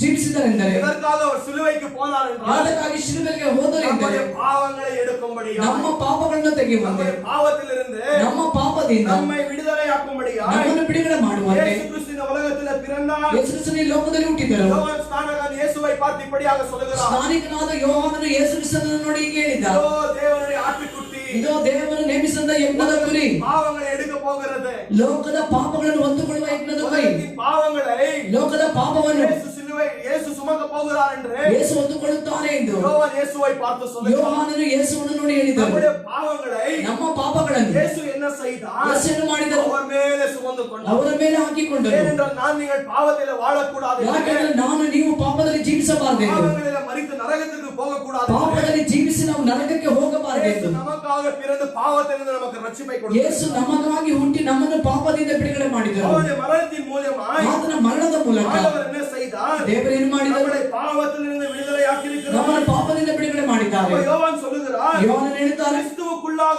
பாவம் இல்லை, ಕ್ರಿಸ್ತನೊಳಗೆ ಪಾಪವಿಲ್ಲ, அவர் சுத்தமாக இருந்தார். ಅವರು ಶುದ್ಧವಾಗಿದ್ದರು. நீங்கள் பாவிகளாக இருக்கிறோம், ನಾವು ನೀವು ಪಾಪಿಗಳಾಗಿದ್ದೇವೆ. அவர் பாவ அறியாத மனுஷனாக இருந்தார். ಅವರು ಪಾಪವನ್ನು ತಿಳಿಯದೇ ಇರುವ ಮನುಷ್ಯನಾಗಿದ್ದರು. ஆனாலும் நம்முடைய பாவங்களை இயேசு சிலுவையில் சுமந்தார். ಆದರೂ ನಮ್ಮ ಪಾಪಗಳನ್ನು ಯೇಸು ಕ್ರಿಸ್ತನು ಶಿಲುಬೆಯಲ್ಲಿ ಹೊತ್ತುಕೊಂಡರು. நம்முடைய பாவங்களின் நிமித்தம் ನಮ್ಮ ಪಾಪದ ನಿಮಿತ್ತ பிதாவினுடைய கோபம் கிறிஸ்துவின் மேலே சிலுவையில் இறங்கினது. ಹಾಗಾದರೆ ತಂದೆಯ ಕೋಪ ಒಂದು ಶಿಲುಬೆಯ ಮೇಲೆ ಇಳಿಯಿತು, இல்ல யாருடைய ಕ್ರಿಸ್ತನ கோபம் ಮೇಲೆ ಇಳಿಯಿತು. இறங்கினது? ಯಾರ ಕೋಪ? பிதாவினுடைய கோபம் ತಂದೆಯ ಕೋಪ. யார் பாவங்களின் நிமித்தம்? ಯಾರ ಪಾಪದ ನಿಮಿತ್ತ? நம்முடைய பாவங்களின் நிமித்தம் ನಮ್ಮ ಪಾಪದ ನಿಮಿತ್ತ கிறிஸ்துவின் மேலே இறங்கினது. ಕ್ರಿಸ್ತನ ಮೇಲೆ ಇಳಿಯಿತು. இப்பொழுது வார்த்தை சொல்லுகிறது, ಈಗ ವಾಕ್ಯ ಹೇಳುತ್ತದೆ, யார் கிறிஸ்துவின் மேலே விசுவாசம் வைத்து ಯಾರು ಕ್ರಿಸ್ತನ ಮೇಲೆ ವಿಶ್ವಾಸ அவருடைய சமூகத்திற்கு வருகிறாரோ, ಅವರ ಸಮೂಹಕ್ಕೆ ಬರುತ್ತಾರೆ. ஆண்டவரே நான் பாவியாக இருக்கிறேன், ದೇವರು ನನ್ನ ಪಾಪಿಯಾಗಿದ್ದೇನೆ, நான் உமக்குள்ளாக முழுவதுமாய் விசுவாசத்தை வைக்கிறேன், ಅಪ್ಪ, ನಾನು ನಿನ್ನೊಳಗೆ ಪೂರ್ಣ ವಿಶ್ವಾಸ ಬಿಡುತ್ತೇನೆ. ஆண்டவரே நான் பாவம் செய்து கொண்டே வாழ்ந்து கொண்டிருக்கிறேன், ದೇವರನ್ನು ಪಾಪ ಮಾಡುತ್ತಲೇ ಜೀವಿಸುತ್ತಲಿದ್ದೇನೆ, என்னால் பாவம் விட முடியவில்லை, ನನ್ನಿಂದ ಪಾಪ ಬಿಡಲಾಗಲಿಲ್ಲ. என்னை ரட்சியுங்கள் என்று நான் நீங்கள் கிறிஸ்துவிடனே போகிறோம். ನನ್ನನ್ನು ರಕ್ಷಿಸುವಂತೆ ನಾವು ಕ್ರಿಸ್ತನ ಬಳಿಗೆ ಬರುತ್ತೇವೆ. அப்பொழுது ஆண்டவர் என்ன ಆಗ செய்தார்? ದೇವರೇನು ಮಾಡಿದರು? நம்மளை மறுபடியும் பிறக்க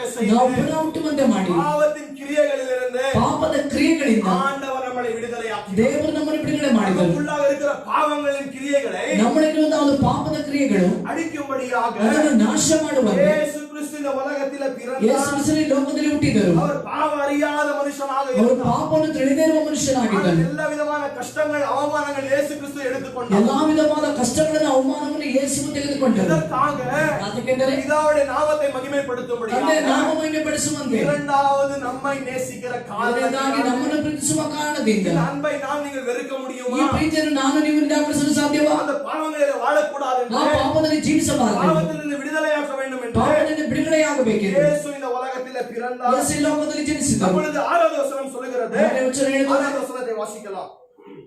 அவரில் நிலைத்திருக்கிற அவரில் நிலைத்திருக்கிற எவனும் பாவம் செய்கிறதில்லை, பாவம் செய்கிறதில்லை, பாவம் செய்கிற எவனும் பாவத்தை அபியாசம் செய்கிற எவனும் அவரை காணவும் இல்லை, அவரை காணவும் இல்லை, அவரை அறியவும் இல்லை. அவரை அறியவும் இல்லை. கர்த்தருடைய நாமத்திற்கு மகிமை உண்டாகுவதாக. ಕರ್ತನ ನಾಮಕ್ಕೆ ಮಹಿಮೆ ಉಂಟಾಗಲಿ. அப்பொழுது யோவான் இந்த வார்த்தையில் என்ன சொல்கிறார் ಆಗ என்றால், ಯೋಹಾನನು ಈ ವಾಕ್ಯದಲ್ಲಿ ಏನು ಹೇಳುತ್ತಾರೆ? யார் பாவங்களிலே நிலை நிற்கிறார்களோ, ಯಾರು ಪಾಪದಲ್ಲಿ ನೆಲೆಯಾಗಿರುತ್ತಾರೋ, யார் பாவங்களை அபியாசம் ಯಾರು செய்திருக்கிறார்களோ, ಪಾಪಗಳನ್ನು ಅಭ್ಯಾಸ ಮಾಡ್ತಾ ಇದ್ದಾರೋ, இவர்கள் ஆண்டவரை அறியாமல் இருக்கிறார்கள். ಇವರುಗಳು ದೇವರನ್ನು ತಿಳಿಯದೇ ಇದ್ದಾರೆ. இயேசு கிறிஸ்துவை அறிவது என்பது என்னவென்றால், ಯೇಸು ಕ್ರಿಸ್ತನನ್ನು ತಿಳಿಯುವುದೇನು? பாவத்திலிருந்து விடுதலை, ಪಾಪದಿಂದ ಬಿಡುಗಡೆ, மாமிசத்திலிருந்து ரட்சிப்பு. ಮಾಂಸದಿಂದ ರಕ್ಷಣೆ. ஆண்டவர் ದೇವರು நம்ம என்ன செய்கிறார்? ಏನು ಮಾಡುತ್ತಾರೆ? பாவத்திலிருந்து விடுதலையாக்குகிற தேவனாக இருக்கிறார். ಪಾಪದಿಂದ ನಮ್ಮನ್ನು ಬಿಡುಗಡೆ ಮಾಡುವ ದೇವರಾಗಿದ್ದಾರೆ. யோவான் என்ன சொல்லுகிறார்? சொல்லுகிறார் ಯೋಹಾನನು ಏನು ಹೇಳುತ್ತಾನೆ? உண்மையான விசுவாசி ಒಂದು ನಿಜವಾದ ವಿಶ್ವಾಸ பாவத்தில் நிலை நிற்க முடியாது. ಪಾಪದಲ್ಲಿ ನೆಲೆಯಾಗಿರಲಾಗುವುದಿಲ್ಲ. விசுவாசி பாவம் செய்வான். ವಿಶ್ವಾಸಿ ಪಾಪ ಮಾಡುತ್ತಾನೆ. ஏனென்றால் இந்த மாமிச இந்த சரீரத்தில் இருக்கிறோம். ಯಾಕೆಂದ್ರೆ ಇದೇ ಶರೀರದಲ್ಲಿ ಇದ್ದೇವೆ. ஆண்டவருக்கு விரோதமாய் பாவம் செய்கிறோம். ದೇವರಿಗೆ ವಿರೋಧವಾಗಿ ಪಾಪ ಮಾಡುತ್ತೇವೆ. யோவான் என்ன சொல்லுகிறார்? ಯೋಹಾನನು ಏನು ಹೇಳುತ್ತಾನೆ? யார் பாவத்தை அறிக்கையிட்டு ಯಾರು ಪಾಪವನ್ನು ಅರಿಕೆ ಮಾಡಿ விட்டு விடுகிறார்களோ ಬಿಟ್ಟು ಬಿಡುತ್ತಾರೋ ஆண்டவர் அவர்களை மன்னிப்பார். ದೇವರು ಅವರನ್ನು ಕ್ಷಮಿಸುತ್ತಾನೆ ಎಂದು ವಾಕ್ಯ ಹೇಳುತ್ತದೆ. நீங்கள் பாவிகள், ನಾವು ನೀವು ಪಾಪಿಗಳು, நமக்குள்ளாக பாவம் இருக்கிறது. ನಮ್ಮೊಳಗೆ ಪಾಪವಿದೆ ಎಂದು ஆண்டவருடைய சமூகத்திற்குள்ளாக ஆண்டவருடைய சமூகத்திற்கு முன்பாக நான் நீங்கள் ஒற்றுக்கொள்ள வேண்டும். ದೇವರ ಸಮ್ಮುಖದ ಮುಂಭಾಗ ನಾನು ನೀನು ಒಪ್ಪಿಕೊಳ್ಳಬೇಕು. ஆண்டவரே எனக்குள்ளாக பாவம் இருக்கிறது. ನನಗೆ ಪಾಪವಿದೆ. பாவ அறிக்கை என்பது என்ன? ಪಾಪ ಅರಿಕೆ ಎನ್ನುವುದು ಏನು? ஏதோ நீங்கள் செய்த பாவங்கள் எல்லாம் அறிக்கையிட வேண்டும் அல்ல. ಏನೋ ನೀವು ಮಾಡಿದ ಪಾಪಗಳನ್ನು ಅರಿಕೆ ಮಾಡಬೇಕೆಂಬುದು. அறிக்கை செய்ய வேண்டும் தான். ಅರಿಕೆ ಮಾಡಬೇಕು. அறிக்கை என்றால் என்ன?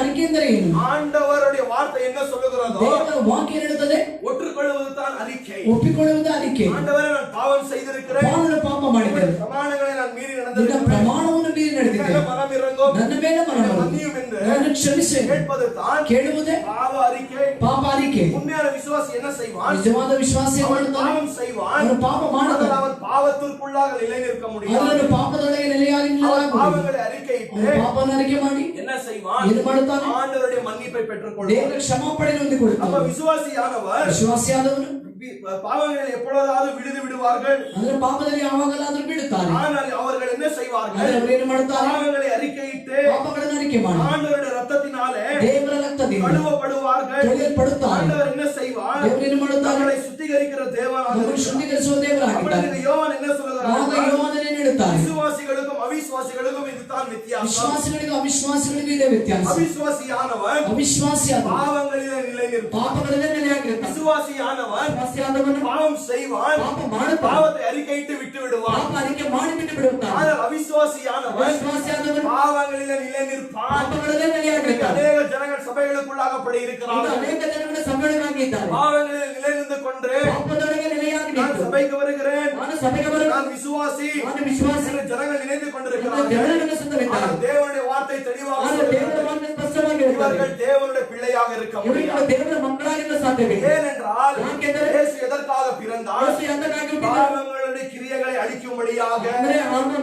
ಒಂದು ಪಾಪದ ಕ್ರಿಯೆಗಳನ್ನು ನಾಶ அந்த ಮಾಡುವುದು. பாவத்தின் கிரியை நமக்குள்ளாக இருக்கிறது. ಒಂದು ಪಾಪದ ಕ್ರಿಯೆ ನಮ್ಮೊಳಗಿದೆ. அந்த கிரியைகள் அழிக்கும்படியாக ಆ ಕ್ರಿಯೆಗಳನ್ನು ನಾಶ ಮಾಡುವುದು. இயேசு கிறிஸ்து இந்த உலகத்தில் பிறந்தார். ಯೇಸು ಕ್ರಿಸ್ತನು ಈ ಲೋಕದಲ್ಲಿ ಹುಟ್ಟಿದರು. இதுதான் விசுவாசிகளுக்கும் அவிசுவாசிகளுக்கும் பேர் கிறிஸ்தவர்களுக்கு இருக்கிற ಅದೇ ವಿಶ್ವಾಸಿಗಳಿಗೂ ಅವಿಶ್ವಾಸಿಗಳಿಗೂ ಹೆಸರಿಗೆ ಕ್ರೈಸ್ತನಾಗಿರುವವರಿಗೆ ಇರುವ விசுவாசி என்ன ವ್ಯತ್ಯಾಸ. செய்வான்? ವಿಶ್ವಾಸಿ ಏನ್ ಮಾಡ್ತಾನೆ? பாவம் செய்வான். ಪಾಪ ಮಾಡ್ತಾನೆ. பாவத்தை அறிக்கையிடுவான். ಪಾಪ ಅರಿಕೆ ಮಾಡ್ತಾನೆ. மன்னிப்பை பெற்றுக் கொள்வான். ಕ್ಷಮಾಪಣೆ ಹೊಂದಿಕೊಳ್ಳುತ್ತಾನೆ. அந்த பாவத்திலிருந்து ಆ ಪಾಪದಿಂದ விடுதலை பெற்றுக் கொள்வான். ಬಿಡುಗಡೆ ಹೊಂದಿಕೊಳ್ಳುತ್ತಾನೆ. ஆனால் அவிசுவாசிகள் என்ன செய்வார்கள்? ಅವಿಶ್ವಾಸಿ ಏನ್ ಮಾಡ್ತಾರೆ? பேர் கிறிஸ்தவர்கள் என்ன செய்வார்கள்? ಹೆಸರಿಗೆ ಕ್ರೈಸ್ತರು ಏನ್ ಮಾಡ್ತಾರೆ? பாவங்களிலே நிலை நின்று கொண்டிருப்பார்கள். ಪಾಪಗಳಲ್ಲೇ ನೆಲೆಯಾಗಿರುತ್ತಾರೆ. ரட்சிப்பு என்பது ರಕ್ಷಣೆ ಎನ್ನುವುದು ஆண்டவர் பாவத்திலிருந்து ரட்சிப்பது தான் ரட்சிப்பு. ದೇವರು ಪಾಪದಿಂದ ರಕ್ಷಿಸುವುದು ರಕ್ಷಣೆ. இல்லையா, நான் ரட்சிக்கப்பட்டிருக்கிறேன் என்று சொல்லி ನಾನು ರಕ್ಷಣೆ ಹೊಂದಿದ್ದೇನೆ ಎಂದೇನೆ. வாழ்க்கையில ஒரு மாற்றம் இல்லாவிட்டால் ಜೀವಿತದಲ್ಲಿ ಏನು ಮಾರ್ಪಟ್ಟಿಲ್ಲದೆ ಹೋದರೆ அது வெறுமையான வாழ்க்கை. ಅದು ಬರಿದಾದ ಜೀವಿತ. அது உண்மையான ரட்சிப்பு வாழ்க்கை அல்ல. ಅದು ನಿಜವಾದ ರಕ್ಷಣೆ ಜೀವಿತವಲ್ಲ. யோவான் சொல்லுகிறார், ಯೋಹಾನನು ಹೇಳಿದ್ದಾರೆ, விசுவாசியானவன் பாவத்திலே விழுவான். ವಿಶ್ವಾಸಿಯಾದವನು ಪಾಪದಲ್ಲಿ ಬೀಳ್ತಾನೆ. ஆனால் அந்த பாவத்திலே நிலை நின்று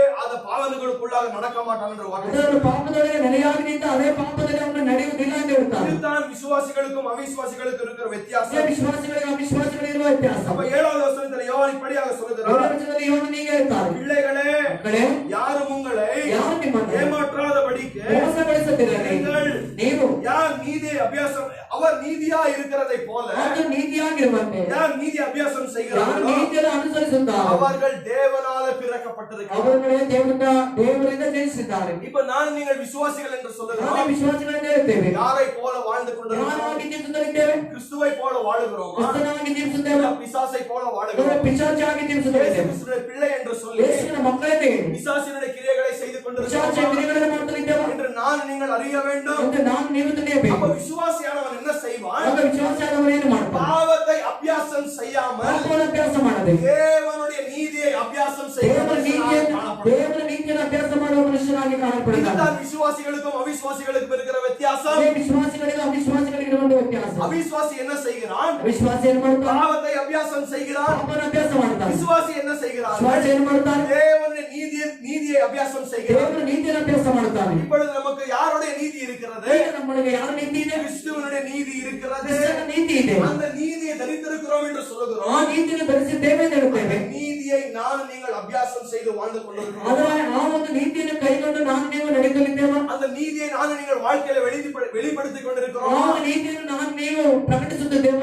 நான் நீங்கள் சோதித்து பார்க்க வேண்டும். ನೀವು ಶೋಧಿಸಿ ನೋಡಬೇಕು. அப்பொழுது யோவான் இப்படியாக சொல்லுகிறார், ಅವನಿಗೆ ಹೇಳುತ್ತಾನೆ, ஜனங்களே எச்சரிக்கையாக இருங்கள், ಜನಗಳೇ ಎಚ್ಚರಿಕೆಯಾಗಿರಿ, பிள்ளைகளே எச்சரிக்கையாக இருங்கள். ಮಕ್ಕಳೇ ಎಚ್ಚರಿಕೆಯಾಗಿರಿ. ஜனங்கள் உங்களை ಜನರು ನಿಮ್ಮನ್ನು தவறான போதனையிலே ತಪ್ಪಾದ ಬೋಧನೆಯಲ್ಲಿ நடக்காதபடி, ನಡೆಸದಂತೆ, நீங்கள் பாவங்களில் இருக்காதபடி ನೀವು ಪಾಪದಲ್ಲಿ ಇರದಂತೆ இந்த வார்த்தைகளை நான் எழுதி வைத்திருக்கிறேன். ನೀವು ವಾಕ್ಯಗಳನ್ನು ಬರೆದಿಟ್ಟಿದ್ದೇನೆ. எச்சரிக்கையாக இருங்கள், ಎಚ್ಚರಿಕೆಯಾಗಿರಿ, சத்தியத்தை அறிவீர்கள், ಸತ್ಯವನ್ನು ತಿಳಿಯಿರಿ, சத்தியம் உங்களை விடுதலையாகும். ಸತ್ಯವನ್ನು ಬಿಡುಗಡೆ ಮಾಡುತ್ತದೆ. பிசாசினுடைய கிரியைகளை விட்டு ಪಿಶಾಚಿಯ ಕಾರ್ಯಗಳನ್ನು ಬಿಟ್ಟು நான் நீங்கள் தேவனுடைய நீதிகளை அபியாசம் ನಾವು செய்ய வேண்டும். ದೇವರ ನೀತಿಯನ್ನು ಕೈಗೊಂಡು ನಡೆಯಬೇಕು. அவன் தான் உண்மையான விசுவாசி. ಅವನು ನಿಜವಾದ ವಿಶ್ವಾಸ. அப்ப இந்த கள்ள போதகர்கள் ಕಳ್ಳ ಬೋಧಕರು இந்த சபைகளுக்குள்ளாக வந்து ಸಭೆಯೊಳಗೆ ಬಂದು கள்ள போதனை செய்து கொண்டிருந்தார்கள். ಕಳ್ಳ ಬೋಧನೆ ಮಾಡುತ್ತಲಿದ್ದರು.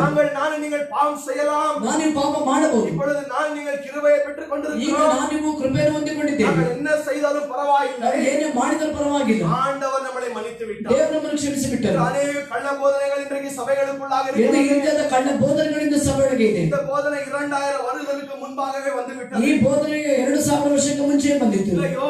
ಯೋಹಾನನು அவருடைய சபை ஜனங்களுக்கு கற்றுக் கொடுத்துக் ತನ್ನ கொண்டிருக்கிறார். ಸಭೆ ಜನಗಳಿಗೆ ಅವರು ಇಲ್ಲಿ ಹೇಳಿಕೊಡುತ್ತಲಿದ್ದಾನೆ. என்ன சொல்லிக் கொடுத்துக் கொண்டிருக்கிறார்? ಏನು ಹೇಳಿಕೊಡುತ್ತಲಿದ್ದಾನೆ? உண்மையான விசுவாசி யார்? ನಿಜವಾದ ವಿಶ್ವಾಸಿ, உண்மையான விசுவாசி யார்? ಸುಳ್ಳು ವಿಶ್ವಾಸಿ, உண்மையாக யார் ரட்சிக்கப்பட்டிருக்கிறார்கள்? ನಿಜವಾಗಲೇ ಯಾರು யார் ರಕ್ಷಿಸಲ್ಪಟ್ಟಿದ್ದಾರೆ, ரட்சிக்கப்படாமல் இருக்கிறார்கள்? ರಕ್ಷಣೆ ಹೊಂದದೇ ಇದ್ದಾರೆ. நீங்கள் அறிய வேண்டும். ನೀವು ತಿಳಿಯಬೇಕು. விசுவாசியானவர் ವಿಶ್ವಾಸಿಯಾದವನು பாவத்தை அபியாசம் செய்ய முடியாது. ಪಾಪವನ್ನು ಅಭ್ಯಾಸ ಮಾಡಲಾಗುವುದಿಲ್ಲ. நாங்கள் முற்காலங்களில் அப்படி வாழ்ந்து ನಾವು கொண்டிருக்கிறோம். ಪೂರ್ವದಲ್ಲಿ ಹಾಗೆ ಜೀವಿಸಿದೆವು. ஆனால் இப்பொழுது ஆண்டவர் நம்மளை விடுதலை ಆದರೆ செய்தார். ಈಗಲೂ ದೇವರು ನಮ್ಮನ್ನು ಬಿಡುಗಡೆ ಮಾಡಿದ್ದಾನೆ. அவருடைய சுய ரத்தத்தினாலே ತನ್ನ ಸ್ವಂತ ರಕ್ತದಿಂದ ஆண்டவர் நம்மளை கழுவி ದೇವರು ನಮ್ಮನ್ನು ತೊಳೆದು நம்மை சம்பாதித்திருக்கிறார் என்று வார்த்தை ನಮ್ಮನ್ನು சொல்லுகிறது. ಸಂಪಾದಿಸಿದ್ದಾನೆ ಎಂದು ವಾಕ್ಯ நம்முடைய ಹೇಳುತ್ತದೆ. இருதயத்தை சுத்திகரித்திருக்கிறார். ನಮ್ಮ ಹೃದಯವನ್ನು ಶುದ್ಧಿ ಮಾಡಿದ್ದಾನೆ. நமக்கு புதிய குணாதிசயங்களை ನಮಗೆ கொடுத்திருக்கிறார். ಹೊಸ ಗುಣಾತಿಶಯಗಳನ್ನು ಕೊಟ್ಟಿದ್ದಾನೆ. இவர்தான் விசுவாசி என்று யோவான் சபை ஜனங்களுக்கு கற்றுக் ಇವನು கொடுத்தார். ವಿಶ್ವಾಸ ಎಂದು ಯೋಹಾನನು ಸಭೆ ಜನಗಳಿಗೆ ಹೇಳುತ್ತಲಿದ್ದಾನೆ. அப்பொழுது யோவான் என்ன ಆಗ சொல்லுகிறார்? ಯೋಹಾನನು ಏನು ಹೇಳುತ್ತಾನೆ? இயேசு கிறிஸ்து எப்படி நீதியை அபியாசம் செய்து ಯೇಸು ಕ್ರಿಸ್ತನು வாழ்ந்தாரோ, ಹೇಗೆ ನೀತಿಯನ್ನು ಜೀವಿಸಿ ನಡೆಸಿದ್ದಾರೋ அதை போலதான் விசுவாசியும் வாழலாம். ಅದನ್ನು ಹಾಗೆ ವಿಶ್ವಾಸ ಜೀವಿಸಬಹುದು. விசுவாசி என்ன செய்ய வேண்டும்? ವಿಶ್ವಾಸ ಏನು ಮಾಡಬೇಕು? தேவனுடைய நீதியை தரித்துக் கொண்டிருக்கிறார். ದೇವರ ನೀತಿ ಧರಿಸಿಕೊಂಡಿದ್ದಾನೆ.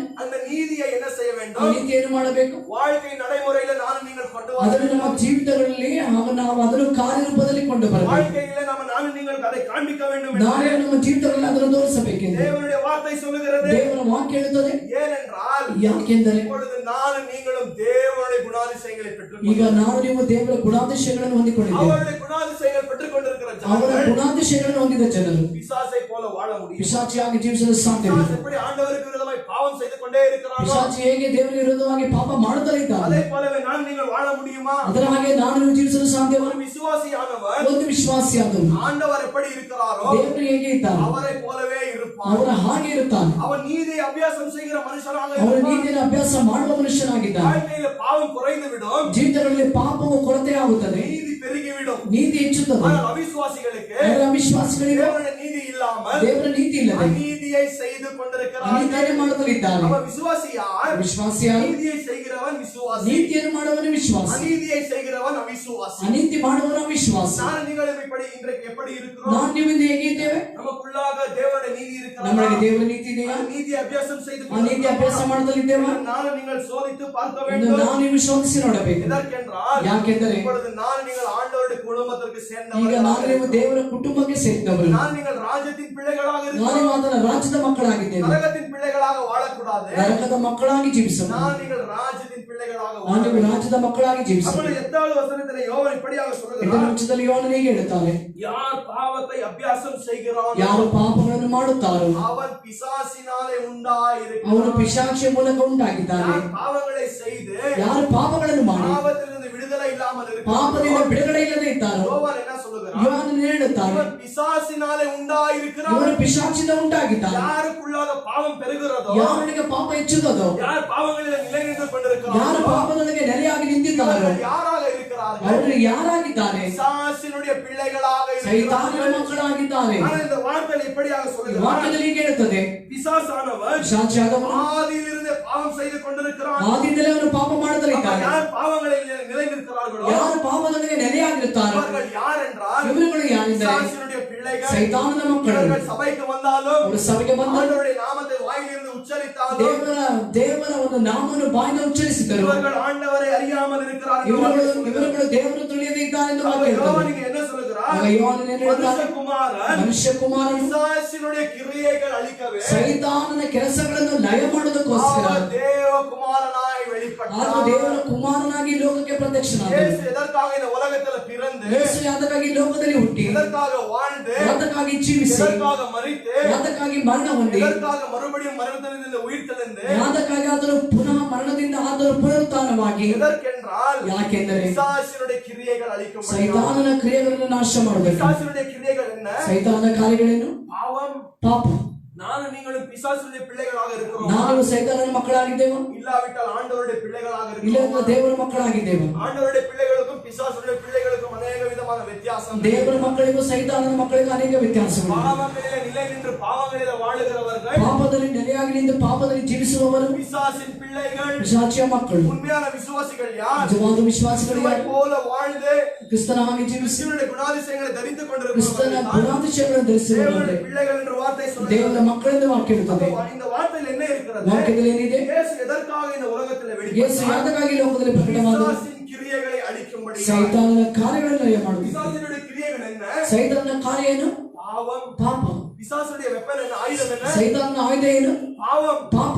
ಇಲ್ಲಿ ಯಾರು பாவத்தை அபியாசம் செய்கிறார்களோ ಯಾರು ಪಾಪವನ್ನು ಕೈಗೊಂಡು ನಡೆಯುತ್ತಾರೆ அவர்கள் பிசாசின் பிள்ளைகள் என்று ಅವರು வார்த்தை ಸೈತಾನನ சொல்லுகிறது. ಮಕ್ಕಳೆಂದು ವಾಕ್ಯ ಇರುತ್ತದೆ. அப்ப நீங்கள் யோவான் 8வது அதிகாரம் ಯೋಹಾನ 8ನೇ ಅಧ್ಯಾಯ 44வது வசனம் வாசித்தீர்கள். 44ನೇ ವಚನ ಓದಿದ್ದಾರೆ. அநேக ஜன யூதர்கள் ಅನೇಕ ಯುದ್ಧಗಳು இயேசுவின் மேலே விசுவாசத்தை வைத்து ಯೇಸುವಿನ ಮೇಲೆ ವಿಶ್ವಾಸ இயேசுவை பின்தொடர்ந்து வருகிறார்கள். ಯೇಸು ಹಿಂಬಾಲಿಸಿ ಬರುತ್ತಾರೆ. இயேசு சொல்லுகிறார், ಯೇಸು ಹೇಳುತ್ತಾನೆ, நான் ஆபிரகாமுக்கு முன்பாக ಅಬ್ರಾಹ್ಮನಿಗೆ ಮುಂಚೆ நான் இருந்தேன் என்று சொல்லுகிறார். ನಾನು ಇದ್ದೇನೆ ಎಂದು ಹೇಳಿದ್ದಾರೆ. அது எதை குறித்து ಅದು பேசுகிறது? ಯಾವುದನ್ನು ಕುರಿತು ಮಾತಾಡುತ್ತದೆ? அவருடைய தெய்வத்துவத்தை குறித்து பேசுகிறது. ಅವರ ದೈವತ್ವವನ್ನು ಕುರಿತಾಗಿ ಮಾತಾಡುತ್ತದೆ. ஆபிரகாம் பிறவதற்கு முன்பாகவே நான் இருந்தேன். ಅಬ್ರಾಹ್ಮನ ಹುಟ್ಟುವುದಕ್ಕೆ ಮುಂಚೆ ನಾನು ಇದ್ದೆ. ஆண்டவர் இந்த யூதர்களை பார்த்து ಇದು சொல்லுகிறார். ದೇವರು ಅಲ್ಲಿ ಯೋಗ್ಯರನ್ನು ನೋಡಿ அப்ப ಹೇಳ್ತಾರೆ. இந்த யூதர்கள் யார் ஆண்டவருக்குள்ளாக விசுவாசம் ಈ வைத்தார்களோ ಯೋಗ್ಯರಲ್ಲಿ ಯಾರು ದೇವರಲ್ಲಿ ವಿಶ್ವಾಸ ಬಿಟ್ಟರು இவர்கள் என்ன செய்கிறார்கள்? ಅವರು ಏನು ಮಾಡುತ್ತಾರೆ? ஆண்டவரை ದೇವರನ್ನು அழிக்கும்படியே கல்லுகளை எடுக்கிறார்கள். ಅಂದ್ರೆ ಅವರನ್ನು ಹೊಡೆಯುವಂತ ಕಣ್ಣು ತೆಗೆಯುತ್ತಾರೆ. அப்பொழுது ஆண்டவர் ಆಗ ದೇವರು 8வது அதிகாரம் 44வது வசனத்தில் இப்படியாக 8ನೇ சொல்லுகிறார், ಅಧ್ಯಾಯದಲ್ಲಿ 44ನೇ ವಚನದಲ್ಲಿ ಹೀಗೆ ಹೇಳ್ತಾರೆ, நீங்கள் ನೀವು உங்களுடைய பிதாவான ನಿಮ್ಮ ಪಿತೃಗಳು பிசாசானிலிருந்து வந்திருக்கிறீர்கள். ನೀವು ನಿಮ್ಮ ತಂದೆಯಾಗಿರುವಂತಹ ಒಂದು ಸೈತಾನನ ಮೂಲಕ ಬಂದಿದ್ದೀರಾ. உங்களுடைய பிதாவினுடைய சித்தத்தை செய்யும்படியாக ನಿಮ್ಮ ತಂದೆ ಚಿತ್ತವನ್ನು ಮಾಡಿ ಬಂದೆ. நீங்கள் ஆவலாக இருக்கிறீர்கள். ನೀವು ಬಹಳ ಕಾತುರದಿಂದ ಇದ್ದೀರಾ. அவன் கொலைகாரனாக இருக்கிறான். ಅವನು ಕೊಲೆಗಾರನಾಗಿದ್ದಾನೆ. ஆதியிலிருந்து கொலை செய்கிறவனாக இருக்கிறான். ಆದಿಯಿಂದಲೂ ಅವನು ಕೊಲೆ ಮಾಡುವವನಾಗಿದ್ದಾನೆ. அவன் சத்தியத்தில் நிற்காமல் ಅವನು ಸತ್ಯದಲ್ಲಿ ನಿಲ್ಲದೆ அவன் சத்தியத்திற்குள்ளாக இல்லாமல் இருக்கிறான். ಅವನು ಸತ್ಯದೊಳಗೆ ಇಲ್ಲದೆ ಇದ್ದಾನೆ. எதற்கென்றால் அவனுக்குள்ளாக சத்தியம் இல்லை. ಯಾಕೆಂದ್ರೆ ಅವನೊಳಗೆ ಸತ್ಯವಿಲ್ಲ. அவன் எப்பொழுது பொய்யை சொல்லுகிறானோ ಅವನು ಯಾವಾಗ ಸುಳ್ಳು ಹೇಳ್ತಾನೋ அவனுடைய சுய காரியத்திலிருந்து பேசுகிறான். ಅವನು ತನ್ನ ಸ್ವಂತ ಕಾರ್ಯದಿಂದ ಮಾತಾಡ್ತಾನೆ. அவன் பொய்யலும் பொய்யுக்கு பிதாவுமாக இருக்கிறான் என்ற வார்த்தை. ಅವನು ಸುಳ್ಳುಗಾರನು ಸುಳ್ಳಿಗೆ ತಂದೆಯಾಗಿದ್ದಾನೆ ಎಂದು ವಾಕ್ಯ ಹೇಳ್ತದೆ. அப்ப இயேசು இந்த யூதர்களை பார்த்து என்ன சொல்லுகிறார்? ಯೇಸು ಈ ಒಂದು ಯೋಗ್ಯರ ನೋಡಿ ಏನು ಹೇಳ್ತಾರೆ? என் மேலே விசுவாசத்தை வைத்து வந்திருக்கிறீர்கள். ನನ್ನ ಮೇಲೆ ವಿಶ್ವಾಸ ಬಿಟ್ಟು ಬಂದಿದ್ದೀರಾ. என்னை பின்தொடர்ந்து கொண்டு வந்திருக்கிறீர்கள். ನನ್ನನ್ನು ಹಿಂಬಾಲಿಸಿ ಬಂದಿದ್ದೀರಾ. இயேசு ஆவலாக இல்லாமல் ಯೇಸು ಅಲ್ಲಿ ಬಹಳ ಕಾತುರದಿಂದ ಇಲ್ಲದೆ என்ன சொல்லுகிறார்? ಏನು ಹೇಳುತ್ತಾರೆ? நீங்கள் ನೀವು உங்களுடைய பிதா பிசாசினால் இருந்து ನಿಮ್ಮ உண்டாயிருக்கிறீர்கள். ತಂದೆಯಾದ ಸೈತಾನನ ಮೂಲಕ ಉಂಟಾಗಿದ್ದೀರಾ. சபைக்கு வந்த ஜனங்களை ಸಭೆಗೆ ಬಂದ ಜನಗಳು பார்த்து இயேசு இப்படி சொன்னால் ನೋಡಿ ಯೇಸುಗೆ ಹೇಳಿದ್ದಾರೆ, ஜனங்களுக்கு எப்படி இருக்கும்? ಜನಗಳಿಗೆ ಹೇಗಿರುತ್ತದೆ? இயேசு என்ன சொல்லுகிறார்? ಯೇಸು ಏನು ಹೇಳುತ್ತಾರೆ? அவர் காம்ப்ரமைஸே ஆகல. ಆತನ ಅಲ್ಲಿ ಅವರಿಗೆ ಸರಿ ಹೊಂದಲೇ ಇಲ್ಲ. இதே வார்த்தை தான் இயேசு अनेக ஜனங்களை பார்த்து சொல்லுவார். ಇದೇ ವಾಕ್ಯವನ್ನು ಯೇಸು ಅನೇಕರು ನೋಡಿ ಹೇಳ್ತಾರೆ. நியாய தீர்ப்பின் நாளிலே ನನ್ನ ನ್ಯಾಯ ತೀರ್ಪಿನ ದಿವಸದಲ್ಲಿ அநேக பெயர் கிறிஸ்தவர்களை பார்த்து ಅನೇಕ ಹೆಸರಿಗೆ ಕ್ರೈಸ್ತರನ್ನು ನೋಡಿ இயேசு இதைத்தான் சொல்லுவார். ಯೇಸು ಇದನ್ನು ಹೇಳುತ್ತಾರೆ, உங்களுடைய பிதாவுடைய சித்தத்தை செய்து கொண்டிருக்கிறீர்கள். ನೀವು ನಿಮ್ಮ ತಂದೆ ಚಿತ್ತವನ್ನು ಮಾಡುತ್ತಲಿದ್ದೀರಿ. உங்களுடைய பிதா யார்? ನಿಮ್ಮ ತಂದೆ ಯಾರು? பிசாசு. ಸೈತಾನನು. விசுவாசிகளுடைய பிதா யார்? ವಿಶ್ವಾಸಿಗಳ ತಂದೆ ಯಾರು? ஆண்டவராக இருக்கிறார். ದೇವರಾಗಿದ್ದಾನೆ. பாவிகளுடைய பிதா யார்? ಪಾಪಿಗಳ ತಂದೆ ಯಾರು? பிசாசாக இருக்கிறார். ಸೈತಾನನಾಗಿದ್ದಾನೆ. ஆண்டவர் கடினமாக போதித்தார். ದೇವರು ಕಠಿಣವಾಗಿ ಬೋಧಿಸಿದ. ஆண்டவர் சொல்லுகிறார், ದೇವರು ಹೇಳುತ್ತಾರೆ, யார் பாவத்தை அபியாசம் ಯಾರು செய்து ಪಾಪ ಅಭ್ಯಾಸ ಮಾಡಿ பாவங்களில் நிலை நிற்கிறார்களோ ಪಾಪದಲ್ಲಿ ನೆಲೆಯಾಗಿರುತ್ತಾರೆ, இவர்கள் பிசாசினாலே ಇವರು உண்டாயிருக்கிறார்கள். ಪಿಶಾಚಿಯ ಮೂಲಕ ಉಂಟಾಗಿದ್ದಾರೆ. இவர்கள் தம்முடைய பிதாவுடைய சித்தத்தை செய்து ಇವರು கொண்டிருக்கிறார்கள். ತಮ್ಮ ತಂದೆಯ ಚಿತ್ತವನ್ನು ಮಾಡುತ್ತಲಿದ್ದಾರೆ. ஆனால் இங்க இயேசு சொல்லுகிறார், சொல்லுகிறார் ಯೇಸು ಹೇಳುತ್ತಾನೆ பிசாசின் கிரியைகள் அழிக்கவே ಪಿಶಾಚ ಕಾರ್ಯನೇ நான் ಮಾಡಲು மனுஷகுமாரனாய் வெளிப்பட்டேன் ಮನುಷ್ಯ ಕುಮಾರನಾಗಿ ನಾನು ಬಂದೆ. தேவகுமாரனாய் வெளிப்பட்டேன் ದೇವ ಕುಮಾರನಾಗಿ ಬಂದೆ. தேவனுடைய வார்த்தை சொல்லுகிறது ದೇವರ ವಾಕ್ಯ ಹೇಳುತ್ತದೆ இயேசு என்ன செய்தார் ಯೇಸು ಹೇಳಿದ್ದು அவர் ஊழியம் செய்தார் ಅವರು ಸೇವೆ இந்த ಮಾಡಿದರು 3 வருட காலத்திலே 3.5 ವರ್ಷ ಕಾಲಗಳಲ್ಲಿ அவர் பிசாசின் கிரியைகளை அழித்து ಅವರು ಸೈತಾನನ ಕಾರ್ಯಗಳನ್ನು ಲಯ ಮಾಡುತ್ತಲೇ ಬಂದರು. பிசாசின் கிரியைகளை அழித்து கொண்டிருந்தார் ಸೈತಾನನ ಕೆಲಸವನ್ನು ನಾಶ ಮಾಡುತ್ತಲೇ ಇದ್ದರು. போகிறார் சிலுவைக்கு போகிறார் ಅವರು ಶಿಲುಬೆಗೆ ಹೋಗುತ್ತಾರೆ. சிலுவையில் பிசாசுடைய தலையை நசுக்கிறார் ಶಿಲುಬೆಯಲ್ಲಿ ಪಿಶಾಚ ತಲೆಯನ್ನು ಜಜ್ಜುತ್ತಾನೆ. ஆண்டவர் என்ன சொல்லுகிறார் ದೇವರು ಹೇಳುತ್ತಾರೆ பிசாசை சிலுவையில ஜெயிக்கிறார் ಆಗ ಸೈತಾನನ ಶಿಲುಬೆಯಲ್ಲಿ அவர் ಜಯಿಸುತ್ತಾನೆ. பாவங்களுக்காக அடிக்கப்பட்டார் ಅವರು ಪಾಪಗಳಿಗಾಗಿ ಹೊಡೆಯಲ್ಪಟ್ಟರು. இப்பொழுது நம்மளை பாவத்திலிருந்து விடுதலையாக்கி ಈಗ ನಮ್ಮನ್ನು ಪಾಪದಿಂದ ಬಿಡುಗಡೆ ಮಾಡಿದ್ದಾನೆ. அப்பொழுது யோவான் சொல்லுகிறார் யோவான் ಹೇಳುತ್ತಾನೆ பாவம் எங்கிருந்து புறப்பட்டு வந்தது ಪಾಪ ಎಲ್ಲಿಂದ ಹೊರಟು ಬಂದಿತು? பிசாசிலிருந்து புறப்பட்டு வந்தது ಪಿಶಾಚಿಯ ಮೂಲಕ ಹೊರಟು ಬಂದಿತು. அவன் ஆதியிலிருந்து பாவம் செய்து ಅವನು கொண்டிருக்கிறான் ಆದಿಯಿಂದಲೂ ಪಾಪ ಮಾಡುತ್ತಾ ಇದ್ದಾನೆ. யார் பாவங்களை செய்கிறார்களோ ಯಾರು ಪಾಪಗಳನ್ನು ಮಾಡುತ್ತಾರೆ அவர்கள் பிசாசினுடைய பிள்ளைகள் என்ற வார்த்தை ಅವರುಗಳು ಸೈತಾನನ ಮಕ್ಕಳೆಂದು ವಾಕ್ಯ ಹೇಳುತ್ತದೆ. நான் நீங்கள் யாருடைய பிள்ளைகளாக இருக்கிறோம் ನಾವು ನೀವು ಯಾರ ಮಕ್ಕಳಾಗಿದ್ದೇವೆ? நம்முடைய வாழ்க்கையில பாவங்களில் நிறைந்து கொண்டிருக்கிறோமா ನಮ್ಮ ಜೀವಿತದಲ್ಲಿ ನಾವು ಪಾಪದಲ್ಲಿ ನೆಲೆಯಾಗಿದ್ದೇವೆ. பாவங்களை அபியாசம் செய்து கொண்டிருக்கிறோமா ಪಾಪದ ಅಭ್ಯಾಸ ಮಾಡುತ್ತಲೇ ಇದ್ದೇವೆ. ஆண்டவர் உங்களுக்கு நல்ல செய்தியை வைத்திருக்கிறார் ದೇವರು ಒಂದು ಒಳ್ಳೆಯ ಸಂದೇಶ ಇಟ್ಟಿದ್ದಾನೆ. பிசாசுடைய கிரியைகள் அழிக்கவே ಪಿಶಾಚಿಯ ಕಾರ್ಯವನ್ನು ಲಯ உங்களை ಮಾಡುತ್ತದೆ. ரட்சிக்கும்படியாய் ನಿಮ್ಮನ್ನು ರಕ್ಷಿಸುವ இயேசு இந்த உலகத்தில் ಯೇಸು பிறந்தார். ಲೋಕದಲ್ಲಿ ಹುಟ್ಟಿದರು. நமக்காக அடிக்கப்பட்டார் ನಮಗಾಗಿ ಹೊಡೆಯಲ್ಪಟ್ಟರು. நமக்காக வாழ்ந்து ನಮಗಾಗಿ ಜೀವಿಸಿ அநேக காரியங்களை செய்தார் ಅನೇಕ ಕಾರ್ಯಗಳನ್ನು ಮಾಡಿದರು. 9வது வசனத்திலே 9ನೇ ವಚನದಲ್ಲಿ யோவான் இப்படியாக யோவான் சொல்லுகிறார் ಹೇಳುತ್ತಾರೆ ஆண்டவரினாலே யார் பிறக்கப்பட்டிருக்கிறார் ದೇವರಿಂದ ಹುಟ್ಟಿದವರು ಯಾರು? அவன் ஆண்டவருடைய வித்து அவனுக்குள்ளாக இருக்கிறது ದೇವರ ಬೀಜವು ಅವರಲ್ಲಿ ಇರುವುದರಿಂದ அவன் பாவம் செய்ய முடியாது ಅವನು ಪಾಪ ಮಾಡಲಾಗುವುದಿಲ್ಲ. பாவங்களிலே நிலை நிற்க ಅವನು முடியாது ಪಾಪದಲ್ಲಿ ನೆಲೆಯಾಗಲು ಸಾಧ್ಯವಿಲ್ಲ. எதற்கென்றால் ಯಾಕೆಂದರೆ அவன் ஆண்டவரால ಅವನು பிறக்கப்பட்டவன் ದೇವರಿಂದ ಜನಿಸಿದವನು. நான் நீங்கள் ஆண்டவரால பிறக்கப்பட்டிருந்தால் ನಾನು ನೀವು ದೇವರಿಂದ ಜನಿಸಿದರೆ கிறிஸ்துவை போல வாழுவோம் ಕ್ರಿಸ್ತನ ಹಾಗೆ ಜೀವಿಸೋಣ. அவருடைய குணாதிசயங்கள் நமக்குள்ளாக இருக்கும் ಅವರ ಗುಣಾತಿಶಯ ನಮ್ಮಲ್ಲಿ ಇರುತ್ತದೆ. அப்ப யோவான் தெளிவாக சொல்லுகிறார் ಯೋಹಾನ ಸ್ಪಷ್ಟವಾಗಿ யார் ಹೇಳುತ್ತಾನೆ, ஆண்டவரால ಯಾರು பிறக்கப்பட்டிருக்கிறார் ದೇವರಿಂದ ಹುಟ್ಟಿದ್ದಾರೋ அவர்கள் பாவத்திலே நிலை நிற்க ಅವರು முடியாது ಪಾಪದಲ್ಲಿ ನೆಲೆಯಾಗಲು யார் ಸಾಧ್ಯವಿಲ್ಲ. பாவங்களிலே நிலை நின்று ಯಾರು கொண்டிருக்கிறார் ಪಾಪದಲ್ಲಿ ನೆಲೆಯಾಗಿದ್ದಾರೋ அவர்கள் ஆண்டவரால பிறக்கப்படவில்லை ಅವರು ದೇವರಿಂದ ಹುಟ್ಟಿದವರಲ್ಲ. அவர்கள் பிசாசினுடைய பிள்ளைகள் என்று யோவான் நமக்கு தெரிகிறார் ಅವರು ಸೈತಾನನ ಮಕ್ಕಳೆಂದು ಯೋಹಾನನಲ್ಲಿ ಸ್ಪಷ್ಟವಾಗಿ ಹೇಳ್ತಾರೆ. நீங்கள் யாருடைய பிள்ளையாக இருக்கிறோம் ನಾವು ನೀವು ಯಾರ ಮಕ್ಕಳಾಗಿದ್ದೇವೆ? அவருடைய பிள்ளையாக இருக்கிறோம் ದೇವರ ಮಕ್ಕಳಾಗಿದ್ದೇವೆ, பிசாசினுடைய பிள்ளையாக இருக்கிறோம் ಸೈತಾನನ ಮಕ್ಕಳಾಗಿದ್ದೇವೆ. அப்பொழுது யோவான் இங்கே சொல்லுகிறார் ಯೋಹಾನನು ಹೇಳುತ್ತಾರೆ, அப்பொழுது நான் நீங்கள் ஆண்டவருடைய குடும்பத்திற்கு சேர்ந்தவர்கள் ನಾವು ನೀವು ದೇವರ ಕುಟುಂಬಕ್ಕೆ ಸೇರಿದವರು. நான் நீங்கள் ஆண்டவருடைய குணாதிசயங்களை தரித்துக் ನಾವು கொண்டிருக்கிறோம் ನೀವು ದೇವರ ಗುಣಾತಿಶಯವನ್ನು அந்த ಧರಿಸಿಕೊಂಡಿದ್ದೇವೆ. இயேசு கிறிஸ்துவை போல வாழ வேண்டும் ಯೇಸು ಕ್ರಿಸ್ತನಾಗಿ ಜೀವಿಸಬೇಕು. வாழ்க்கையில நாங்கள் இருக்கிற நேரத்திலே ಜೀವಿತದಲ್ಲಿರುವಂತಹ ಸಮಯಗಳಲ್ಲಿ பரிசுத்தத்தை நாட வேண்டும் ಪರಿಶುದ್ಧವನ್ನು ಬಯಸಬೇಕು, பரிசுத்தமாக வாழ வேண்டும் ಪರಿಶುದ್ಧವಾಗಿ அவர் ಜೀವಿಸಬೇಕು. எப்படி வாழ்ந்தாரோ ಅವರು ಹೇಗೆ ಜೀವಿಸಿದರು நாம் நீங்கள் அப்படி வாழ வேண்டும் ನಾವು என்று ಹಾಗೆ ಜೀವಿಸಬೇಕು. வார்த்தை நமக்கு தெளிவாக ವಾಕ್ಯ ನಮಗೆ ಹೇಳುತ್ತದೆ. 10வது வசனத்திலே 10ನೇ ವಚನದಲ್ಲಿ யோவான் இப்படியாக ಯೋಹಾನನಿಗೆ சொல்லுகிறார் ಹೇಳುತ್ತಾರೆ, இந்த ಈ காரணத்தினாலே ಕಾರಣದಿಂದ யார் தேவனுடைய பிள்ளைகள் ಯಾರು ದೇವರ யார் ಮಕ್ಕಳೆಂಬುದು, பிசாசினுடைய பிள்ளைகள் என்று நீங்கள் அறிவீர்கள் ಯಾರು ಸೈತಾನನ ಮಕ್ಕಳೆಂಬುದನ್ನು ನೀವು ತಿಳಿಯುತ್ತೀರಾ? யார் நீதியை அபியாசம் செய்யாமல் ಯಾರು இருக்கிறார்களோ ನೀತಿಯನ್ನು ಅನುಸರಿಸದೇ ಇದ್ದಾರೋ ಅವನು விசுவாசியாக இருக்க முடியாது ವಿಶ್ವಾಸಿಯಾಗಿರಲು ಸಾಧ್ಯವಿಲ್ಲ. ஆண்டவரால பிறக்கப்படாதவனாக இருக்கிறான் ದೇವರಿಂದ ಹುಟ್ಟಲ್ಪಡದೆ ಇರುವವನಾಗಿರುತ್ತಾನೆ. அது மட்டுமல்ல கடைசியாக ಅದು சொல்லுகிறார் ಮಾತ್ರವಲ್ಲ, யார் ಕೊನೆಯದಾಗಿರುತ್ತಾನೆ, தன்னுடைய சகோதரனை ಯಾರು நேசிக்காமல் ತನ್ನ ಸಹೋದರನನ್ನು ಪ್ರೀತಿಸದೇ ಇರ್ತಾನೆ அவர்கள் விசுவாசியாக இருக்கிறார் ಅವರು ವಿಶ್ವಾಸಿಗಳು ಸಾಧ್ಯವಿಲ್ಲ. அந்த டாபிக் அப்படியே கண்டினியூ பண்ணுகிறார் ಅದನ್ನು ಹಾಗೆ ಹೇಳಿ ಮುಂದುವರಿಸುತ್ತಾನೆ.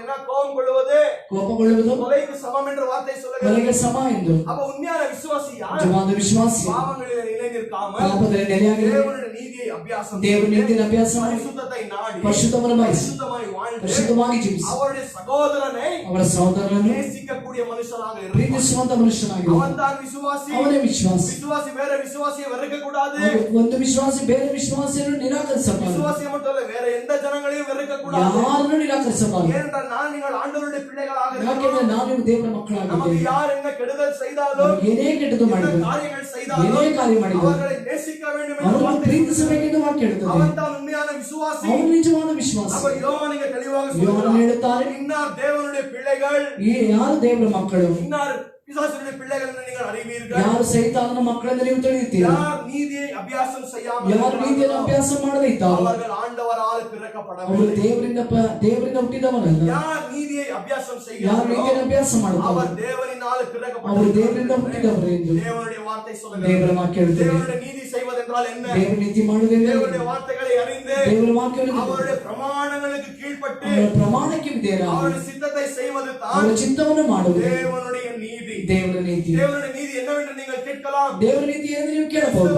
கிறிஸ்துவை போல வாழுவது தான் நீதி. ಕ್ರಿಸ್ತನ ಹಾಗೆ ಜೀವಿಸುವುದೇ ನೀತಿ. அவர் எப்படி நீதிக்காக வாழ்ந்து ಅವರು ಹೇಗೆ ನೀತಿಗಾಗಿ ಜೀವಿಸಿ நீதிக்காக மரித்தாரோ ನೀತಿಗಾಗಿ ಸತ್ತರೋ அதே போல தான் விசுவாசி இருக்க வேண்டும். ಅದರ ಹಾಗೆ ವಿಶ್ವಾಸಿ ಇರಬೇಕು. நீதியை அபியாசம் செய்து ನೀತಿಯನ್ನು ಕೈಗೊಂಡು தேவனுடைய நீதியை நான் நீங்கள் நிறைவேற்ற வேண்டும். ದೇವರ ನೀತಿಯನ್ನು ನಾವು ನೀವು ನೆರವೇರಿಸಬೇಕು. அப்ப இந்த நீதி யாரிடத்தில் ಈ ನೀತಿ இருக்கிறது? ಯಾರ ಬಳಿಯಲ್ಲಿ ಇದೆ? கிறிஸ்துவிடத்தில் இருக்கிறது. ಕ್ರಿಸ್ತನ ಬಳಿಯಲ್ಲಿ இந்த ಇದೆ. நீதி உங்களுக்கு தேவை ಈ என்றால் ನೀತಿ ನಿಮಗೆ ಬೇಕಾ? பாவத்திலிருந்து உங்களுக்கு விடுதலை தேவை என்றால் ಪಾಪದಿಂದ ಬಿಡುಗಡೆ ಬೇಕಾದರೆ பிசாசினுடைய கிரியைகளிலிருந்து விடுதலை தேவை என்றால் ಸೈತಾನನ ಕಾರ್ಯದಿಂದ ಬಿಡುಗಡೆ ಬೇಕಾದರೆ நீங்கள் இயேசு கிறிஸ்துவிடத்தில் போக வேண்டும். ನಾನು ಯೇಸುವಿನ ಬಳಿಗೆ அந்த ಹೋಗಬೇಕು. இயேசு கிறிஸ்துவை பார்க்க வேண்டும். ಯೇಸುವನ್ನು ನೋಡಬೇಕು. இயேசுவை எனக்காக அடிக்கப்பட்டார். ಯೇಸುವೆ ನನಗಾಗಿ என்னுடைய ಹೊಡೆಯಲ್ಪಟ್ಟನು. பாவங்களை சுமந்தார். ನನ್ನ ಪಾಪಗಳನ್ನು என்னுடைய ಹೊತ್ತನು. பாவத்திலிருந்து ನನ್ನ விடுதலையாக்கும்படி ಪಾಪದಿಂದ ಬಿಡುಗಡೆ ಮಾಡು. இயேசு இந்த உலகத்திற்கு ಯೇಸು வந்தார். ಲೋಕಕ್ಕೆ இந்த ಬಂದ. இயேசு கிறிஸ்துவின் மேல விசுவாசம் ಈ வைக்க ಯೇಸುವಿನ வேண்டும். ಮೇಲೆ ವಿಶ್ವಾಸ என்ன ಬೇಕು. பிரச்சனைகள் என்ன போராட்டங்கள் ಏನೇ என்ன ಸಮಸ್ಯೆ கஷ்டங்கள் ಹೋರಾಟ வந்தாலும் ಕಷ್ಟಗಳಿದ್ದರು நான் நீங்கள் கிறிஸ்துவை பின்தொடர்ந்து ನಾನು நடக்க வேண்டும். ಕ್ರಿಸ್ತನಲ್ಲಿ ಹಿಂಬಾಲಿಸಿ ನಡೆಯಬೇಕು. ஏனென்றால் அவர் நமக்கு நித்திய ஜீவனை கொடுக்கிற தேவன். ಯಾಕೆಂದ್ರೆ ಅವರು ನಮಗೆ ನಿತ್ಯ ಜೀವ ಕೊಡುವಂತ நித்திய ದೇವರಾಗಿದ್ದಾರೆ. ஜீவன் கிறிஸ்துவுக்குள்ளாக இருக்கிறது. ನಿತ್ಯ ಜೀವ ಕ್ರಿಸ್ತನೊಳಗೆ இந்த ಇದೆ. சந்தோஷ வாழ்க்கையை நீங்களும் அனுபவிக்க ನಿತ್ಯದ வேண்டும். ಸಂತೋಷವಾದ ಜೀವಿತ ನಾನು ನೀವು ಅನುಭವಿಸಬೇಕು. அந்த சந்தோஷமான இடத்திற்கு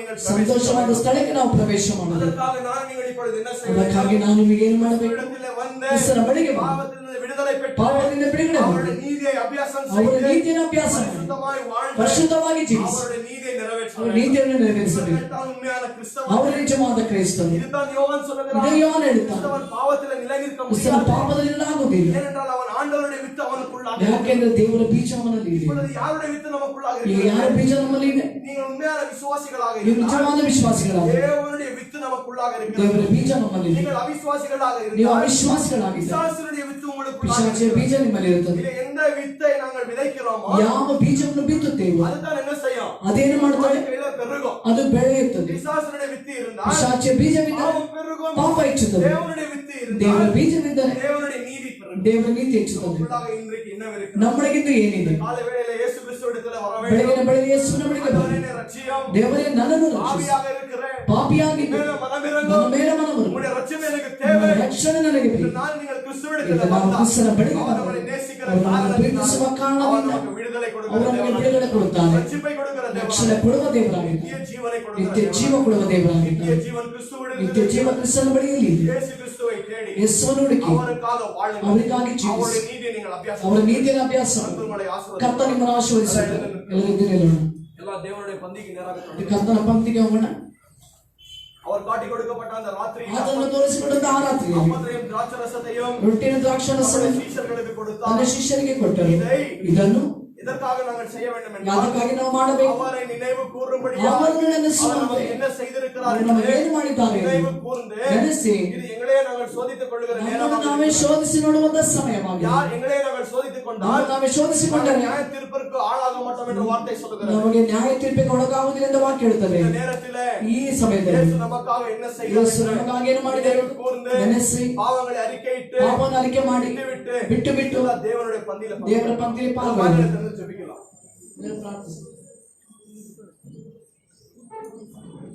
ಎಲ್ಲರೂ ಪ್ರಾರ್ಥನೆ ಮಾಡಿ ಪಾಪಗಳನ್ನು ಅರಿಕೆ ಮಾಡಿ ಬಿಟ್ಟು ಬಿಡಲು ಜೀವ ಹೊಂದುತ್ತಾನೆ. ವಾಕ್ಯವನ್ನು ಕೇಳುವವರಾಗಿ ಮಾತ್ರ ವಾಕ್ಯವನ್ನು ಕೇಳೋದಕ್ಕೆ ವಿಧೇಯರಾಗಿ ನಡೆಯುವಾಗ ನಿಶ್ಚಯವಾಗಿ ನಮಗೆ ಪರಲೋಕ ರಾಜ್ಯವನ್ನು ದೇವರು ಕೊಡುವವರಾಗಿದ್ದಾರೆ. ಅಪ್ಪ, ನಿನ್ನ ವಾಕ್ಯ ನನ್ನಲ್ಲಿ ಕಾರ್ಯ ಮಾಡಲಿ ಸ್ವಾಮಿ. ನಿನಗಾಗಿ ಜೀವಿಸಿ ನಿನಗಾಗಿ ಹೆಚ್ಚಿನ ಫಲವನ್ನು ಕೊಟ್ಟು ಯೇಸುವೆ ಅಪ್ಪ, ನಿನ್ನ ರಾಜ್ಯದಲ್ಲಿ ನಾವು ಕರ್ತನೆ ಒಂದೇ ಕುಟುಂಬವಾಗಿ ಕಾಣುವಂತೆ ದೇವರೇ ನಮಗೆ ಸಹಾಯ ಮಾಡಿ ಎಂದು ಎಲ್ಲರೂ ಪಾಪಗಳನ್ನು ಅರಿಕೆ ಮಾಡಿ ಬಿಟ್ಟು ಬಿಡೋಣ. ನಮ್ಮನ್ನು ಶೋಧಿಸಿ ನೋಡೋಣ. ನಮ್ಮನ್ನು ಶೋಧಿಸಿ ನೋಡಿದರೆ ನಾವು ನ್ಯಾಯ ತೀರ್ಪಿಗೆ ಒಳಗಾಗುವುದಿಲ್ಲ ಎಂದು ದೇವರ ವಾಕ್ಯ ಹೇಳುತ್ತದೆ. ಕರ್ತನ ನ್ಯಾಯ ತೀರ್ಪು ಅದು ಭಯಂಕರವಾಗಿರುತ್ತದೆ. ಅದು ನ್ಯಾಯ ತೀರ್ಪಿಗಳೊಳಗೆ ನಾವು ಹೋಗದಂತೆ ದೇವರ ಸಮ್ಮುಖದಲ್ಲಿ ನಮ್ಮ ಪಾಪಗಳನ್ನು ಅರಿಕೆ ಮಾಡಿ ಬಿಟ್ಟು ಬಿಟ್ಟು ನಾವು ಆತನಲ್ಲಿ ಐಕ್ಯವಾಗೋಣ. ಪ್ರಿಯರೇ, ಆತನ ವಾಕ್ಯದಲ್ಲಿ ಜೀವ ಉಂಟು. ವಾಕ್ಯ ಇರ್ತದೆ. ಆತನ ವಾಕ್ಯವೇ ಇದು ನಿಮ್ಮನ್ನು ಪರಿಶುದ್ಧ ಮಾಡಿದ್ದೀವಿ. ಹಲ್ಲೆಲೂಯಾ. ಕರ್ತನ ಪಂಕ್ತಿಯನ್ನು ತೆಗೆದುಕೊಳ್ಳುವಾಗ ಎಲ್ಲರೂ ಸರಿಯಾಗಿ ಕಣ್ಣುಗಳನ್ನು ಬಿಟ್ಟು ಕರ್ತನ ಪಂಕ್ತಿಯನ್ನು ತೆಗೆದುಕೊಳ್ಳಿ. ಇನ್ನು ಹೆಚ್ಚಾಗಿ ನೀನ ಬೇಕಯ್ಯ, ಇನ್ನು ಹೆಚ್ಚಾಗಿ ನೀನೇ ಬೇಕಯ್ಯ, ಇನ್ನು ಹೆಚ್ಚಾಗಿ ನೀನೇ ಬೇಕಯ್ಯ, ಇನ್ನು ಹೆಚ್ಚಾಗಿ ನೀನೇ ಬೇಕಯ್ಯ. ಏಸಯ್ಯ, ಏಸಯ್ಯ, ಏಸಯ್ಯ,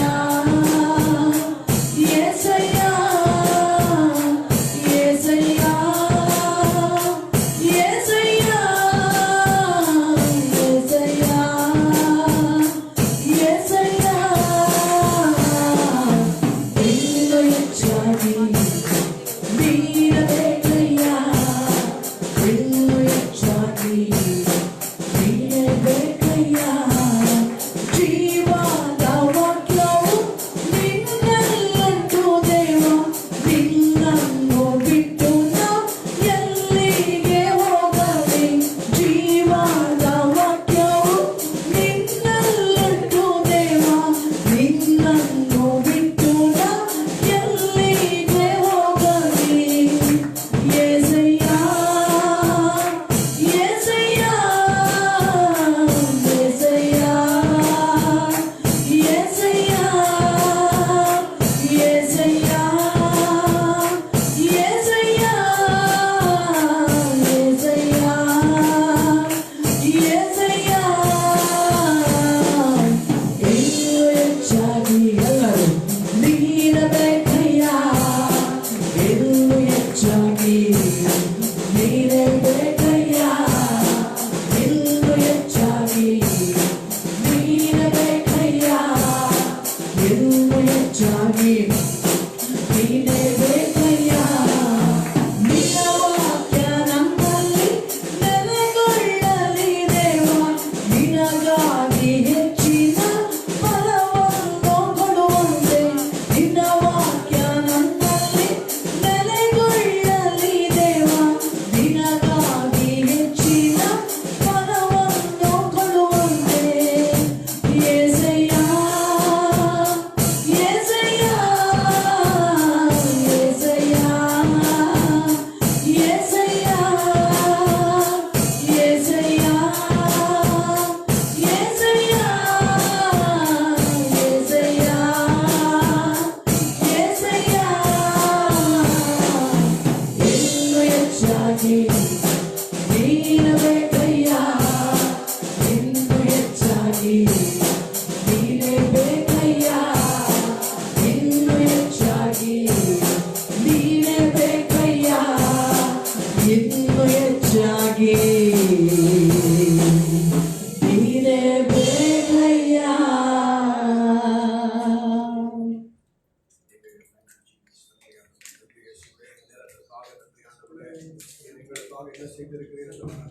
ದೇವರು ನಮಗಾಗಿ ಮಾಡಿದಂತ ಕಾರ್ಯಗಳನ್ನು ನೆನೆಸಿಕೊಂಡು ಆತನಿಗೆ ಕೃತಜ್ಞತೆಗಳನ್ನು ಹೇಳುತ್ತಾ ಎಲ್ಲರೂ ಒಂದು ಮನಸ್ಸಿನಿಂದ ಆಮೆನ್.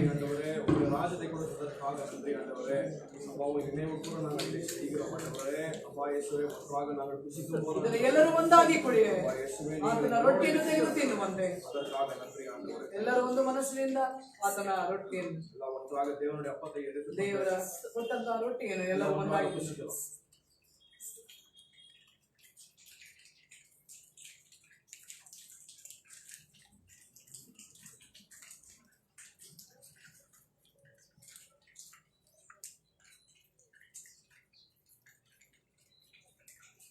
எல்லாம் ஒன்றாக சேர்ந்து ಎಲ್ಲರೂ ಒಂದಾಗಿ ಸೇರಿ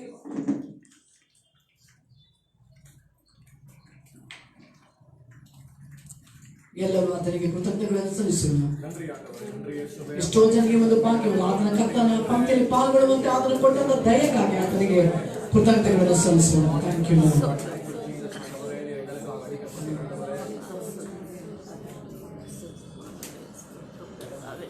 ಎಲ್ಲರೂ எல்லா கண்களையும் முடிச்சு ಎಲ್ಲ ಕಡೆಗಳನ್ನು ಮುಚ್ಚಿಕೊಳ್ಳೋಣ. அன்பின் பரலோக பிதாவா, இந்த காலை வேளைக்காக நன்றி ஆண்டவரே. அப்பா, இது உங்களுடைய நாளாக இருக்கிறது ஆண்டவரே. மரணத்திலிருந்து உயிர்த்தல் என்ற தேவனாக இருக்கிறீர் ஆண்டவரே. இந்த பந்தியின் ஆராதனைக்காக நன்றி ஆண்டவரே. அப்பா, பிசாசுடைய கிரியைகள் அழிக்கவே நீர் தேவகுமாரனை வெளிப்பட்டீர் ஆண்டவர். அதற்காக நன்றி ஆண்டவரே. எங்களுக்குள்ளாக இருக்கிற எல்லா பிசாசின் கிரியைகளை அழித்ததற்காக நன்றி ஆண்டவரே. பாவத்தின் கிரியைகளை அழித்ததற்காக நன்றி ஆண்டவரே. இப்பொழுது எங்களுக்கு நித்திய ஜீவனை கொடுத்திருக்கிறீர் ஆண்டவர். அதற்காக நன்றி ஆண்டவரே. உம்முடைய நீதியை நாங்கள் பெற்றுக் கொண்டிருக்கிறோம் ஆண்டவரே. உம்முடைய நீதியை நாங்கள் அபியாசம் செய்து வாழ நீர் கிருபை தருவதற்காக நன்றி ஆண்டவரே. ஜனங்களை நீர் வழிநடத்துவீராக ஆண்டவரே. ஆளுகை செய்யும் ஆண்டவரே. அப்ப நாங்கள் பிசாசினுடைய பிள்ளைகள் அல்ல ஆண்டவரே, உம்முடைய பிள்ளைகளாக இருக்கிறோம் ஆண்டவரே. அப்ப இன்னும் யார் உண்மையாக அறியாமல் ஆண்டவரே, அப்ப இன்னும் யார் பாவங்களில் வாழ்ந்து கொண்டிருக்கிறார்கள் ஆண்டவரே. அப்ப நீர் இவர்களின் மேலே மனமிறங்கும்படியா நாங்கள் கேட்டுக்கொள்கிறோம் ஆண்டவரே. அப்ப உம்முடைய ரட்சிப்பு ஆண்டவரே எங்களுக்கு தேவையாக இருக்கிறது ஆண்டவரே. ஜனங்களுக்கு தேவையாக இருக்கிறது ஆண்டவரே. உம்முடைய ரட்சிப்பு ஜனங்களுக்குள்ளாக உண்டாகுவதாக ஆண்டவரே. அப்பா நன்றி ஆண்டவரே. அப்பா இயேசுவே, எங்களுடைய பாவங்களை நீர் சிலுவையில சுமந்தீரே ஆண்டவரே. எங்களுக்காக நீர் அடிக்கப்பட்டீரே ஆண்டவரே. அப்பா இயேசுவே, எங்களுடைய பாவங்களை சுமந்து தம்முடைய நீதியை நீர் எங்களுக்கு கொடுத்தீரே ஆண்டவரே. அதற்காக நன்றி ஆண்டவரே. நித்திய ஜீவனை கொடுத்தீரே ஆண்டவரே. அதற்காக நன்றி ஆண்டவரே. எல்லா பாவங்களை விட்டு ஆண்டவரே அவ பரிசுத்தமாய் வாழ நீர் உதவி செய்ததற்காக நன்றி ஆண்டவரே. அப்பா நாங்கள் பரிசுத்தத்தை நாள நீர் உதவி செய்வீராக ஆண்டவரே. ஜனங்களை ஆசீர்வதிப்பீராக ஆண்டவரே. ஆளுகை செய்யும் ஆண்டவரே. ஆவிக்குரிய வாழ்க்கைகளை நீர் ஆசீர்வதிப்பீராக ஆண்டவரே. அதிகமாக ஜெபிக்க உதவி செய்யும். வேதத்தை வாசிக்க உதவி செய்யும் ஆண்டவரே. உம்முடைய நீதியை அபியாசம் செய்யும்படியா நீர் உதவி செய்யும் ஆண்டவரே. அப்ப உங்களுக்கு நாங்கள் பிரயோஜனமுள்ள பிள்ளைகளாக நாங்கள் காணப்பட வேண்டும் ஆண்டவரே. அப்ப அவர்கள் செய்கிற வேலைகளை எல்லாம் நீர் ஆசீர்வதிப்பீராக ஆண்டவரே. இருக்கிற தேவைகளை சந்திப்பீராக ஆண்டவரே. பண பிரச்சனைகளை நீக்குவீராக ஆண்டவரே. அப்ப அவர்களுக்கு தேவையான காரியங்களை ஆண்டவரே அப்ப உடைய சித்தத்தின் பிரகாரமாய் கொடுக்கும்படியா நாங்கள் கேட்டுக்கொள்கிறோம். அப்பா இயேசுவே, எங்களை ஆசீர்வதியும் ஆண்டவரே. வழி நடத்துவீராக ஆண்டவரே. மார்க்கு சேகர தொட்டி எண்ணெய் பாத்திரத்தை நீர் ஆசீர்வதிப்பீராக ஆண்டவரே.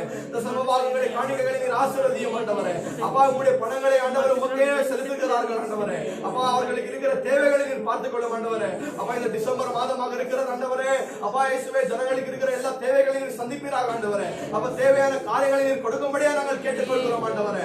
அப்பா நீர் எங்களுடைய பிதாவாக இருக்கிறீர் ஆண்டவரே. எங்களுடைய தேவைகளை நீர் அறிகிற தேவனாக இருக்கிறீர் ஆண்டவரே. அப்பா நீர் எல்லாவற்றையும் கொடுக்கும்படியா நாங்கள் கேட்டுக்கொள்கிறோம் ஆண்டவரே. ஜனங்களை ஆளுகை செய்யும் வழி நடத்துவீராக ஆண்டவரே. அப்ப உம்முடைய வருகைக்காக நீர் எங்களை ஆயத்த பண்ணுவீராக ஆண்டவரே. அப்ப உமக்கு பிரயோஜனமுள்ள சபையாக நாங்கள் காணப்படும்படியா நீர் உதவி செய்யும் ஆண்டவரே. ஜனங்களை ஆளுகை செய்யும் ஆண்டவரே. வழி நடத்தும் ஆண்டவரே. உம்முடைய வார்த்தைகளை அறிந்து ஆண்டவரே சத்தியத்தின் பிரகாரமாய் வாழ நீர் உதவி செய்யும் ஆண்டவரே. அப்ப உம்முடைய வருகைக்காக எங்களை ஆயத்தப்படுத்தும் ஆண்டவரே. உம்முடைய வருகையில் நாங்கள் எடுத்துக்கொள்ளப்பட வேண்டும் ஆண்டவரே. உம்முடைய முகத்தை நாங்கள் முகமுகமாக தரிசிக்க வேண்டும் ஆண்டவரே. உம்மை போல நாங்கள் மாறுபட வேண்டும் ஆண்டவரே. அதற்காக நன்றி ஆண்டவரே. இயேசு கிறிஸ்துவின் மூலம் ஜெபம் கேளும் நல்ல பிதாவே. என் ஆத்துமாவே கர்த்தரை ஸ்தோத்திரி. என் முழுமே பரிசுத்த நாமத்தை ஸ்தோத்திரி. என் ஆத்துமாவே கர்த்தரை ஸ்தோத்திரி. கர்த்தர் செய்த சகல உபகாரங்களை மறவாதே. பிதாவாகிய தேவனுடைய அன்பு, ஆண்டவராக இயேசு கிறிஸ்துவினுடைய அன்பின் பரிசுத்த ஆவியானவரின் வழிநடத்துதலும் பராமரிப்பும் இப்பொழுதும் எப்பொழுதும் தேவ வருகை மட்டும் உங்களோடு இருப்பதாக. ஆமென். ஆமென். கர்த்தர் உங்களை ஆசீர்வதிப்பாராக. எல்லாம் அப்படியே உட்காரலாம். அனௌன்ஸ்மென்ட் இருக்குது. அனௌன்ஸ்மென்ட் கேட்டு நீங்க போலாம். 2 ನಿಮಿಷ. ಕರ್ತನ ಪರಿಶುದ್ಧ ನಾಮಕ್ಕೆ ಮಹಿಮೆ ಉಂಟಾಗಲಿ. ಕ್ರಿಸ್ಮಸ್ ಹಬ್ಬ ಬಹಳ ಸಮಯ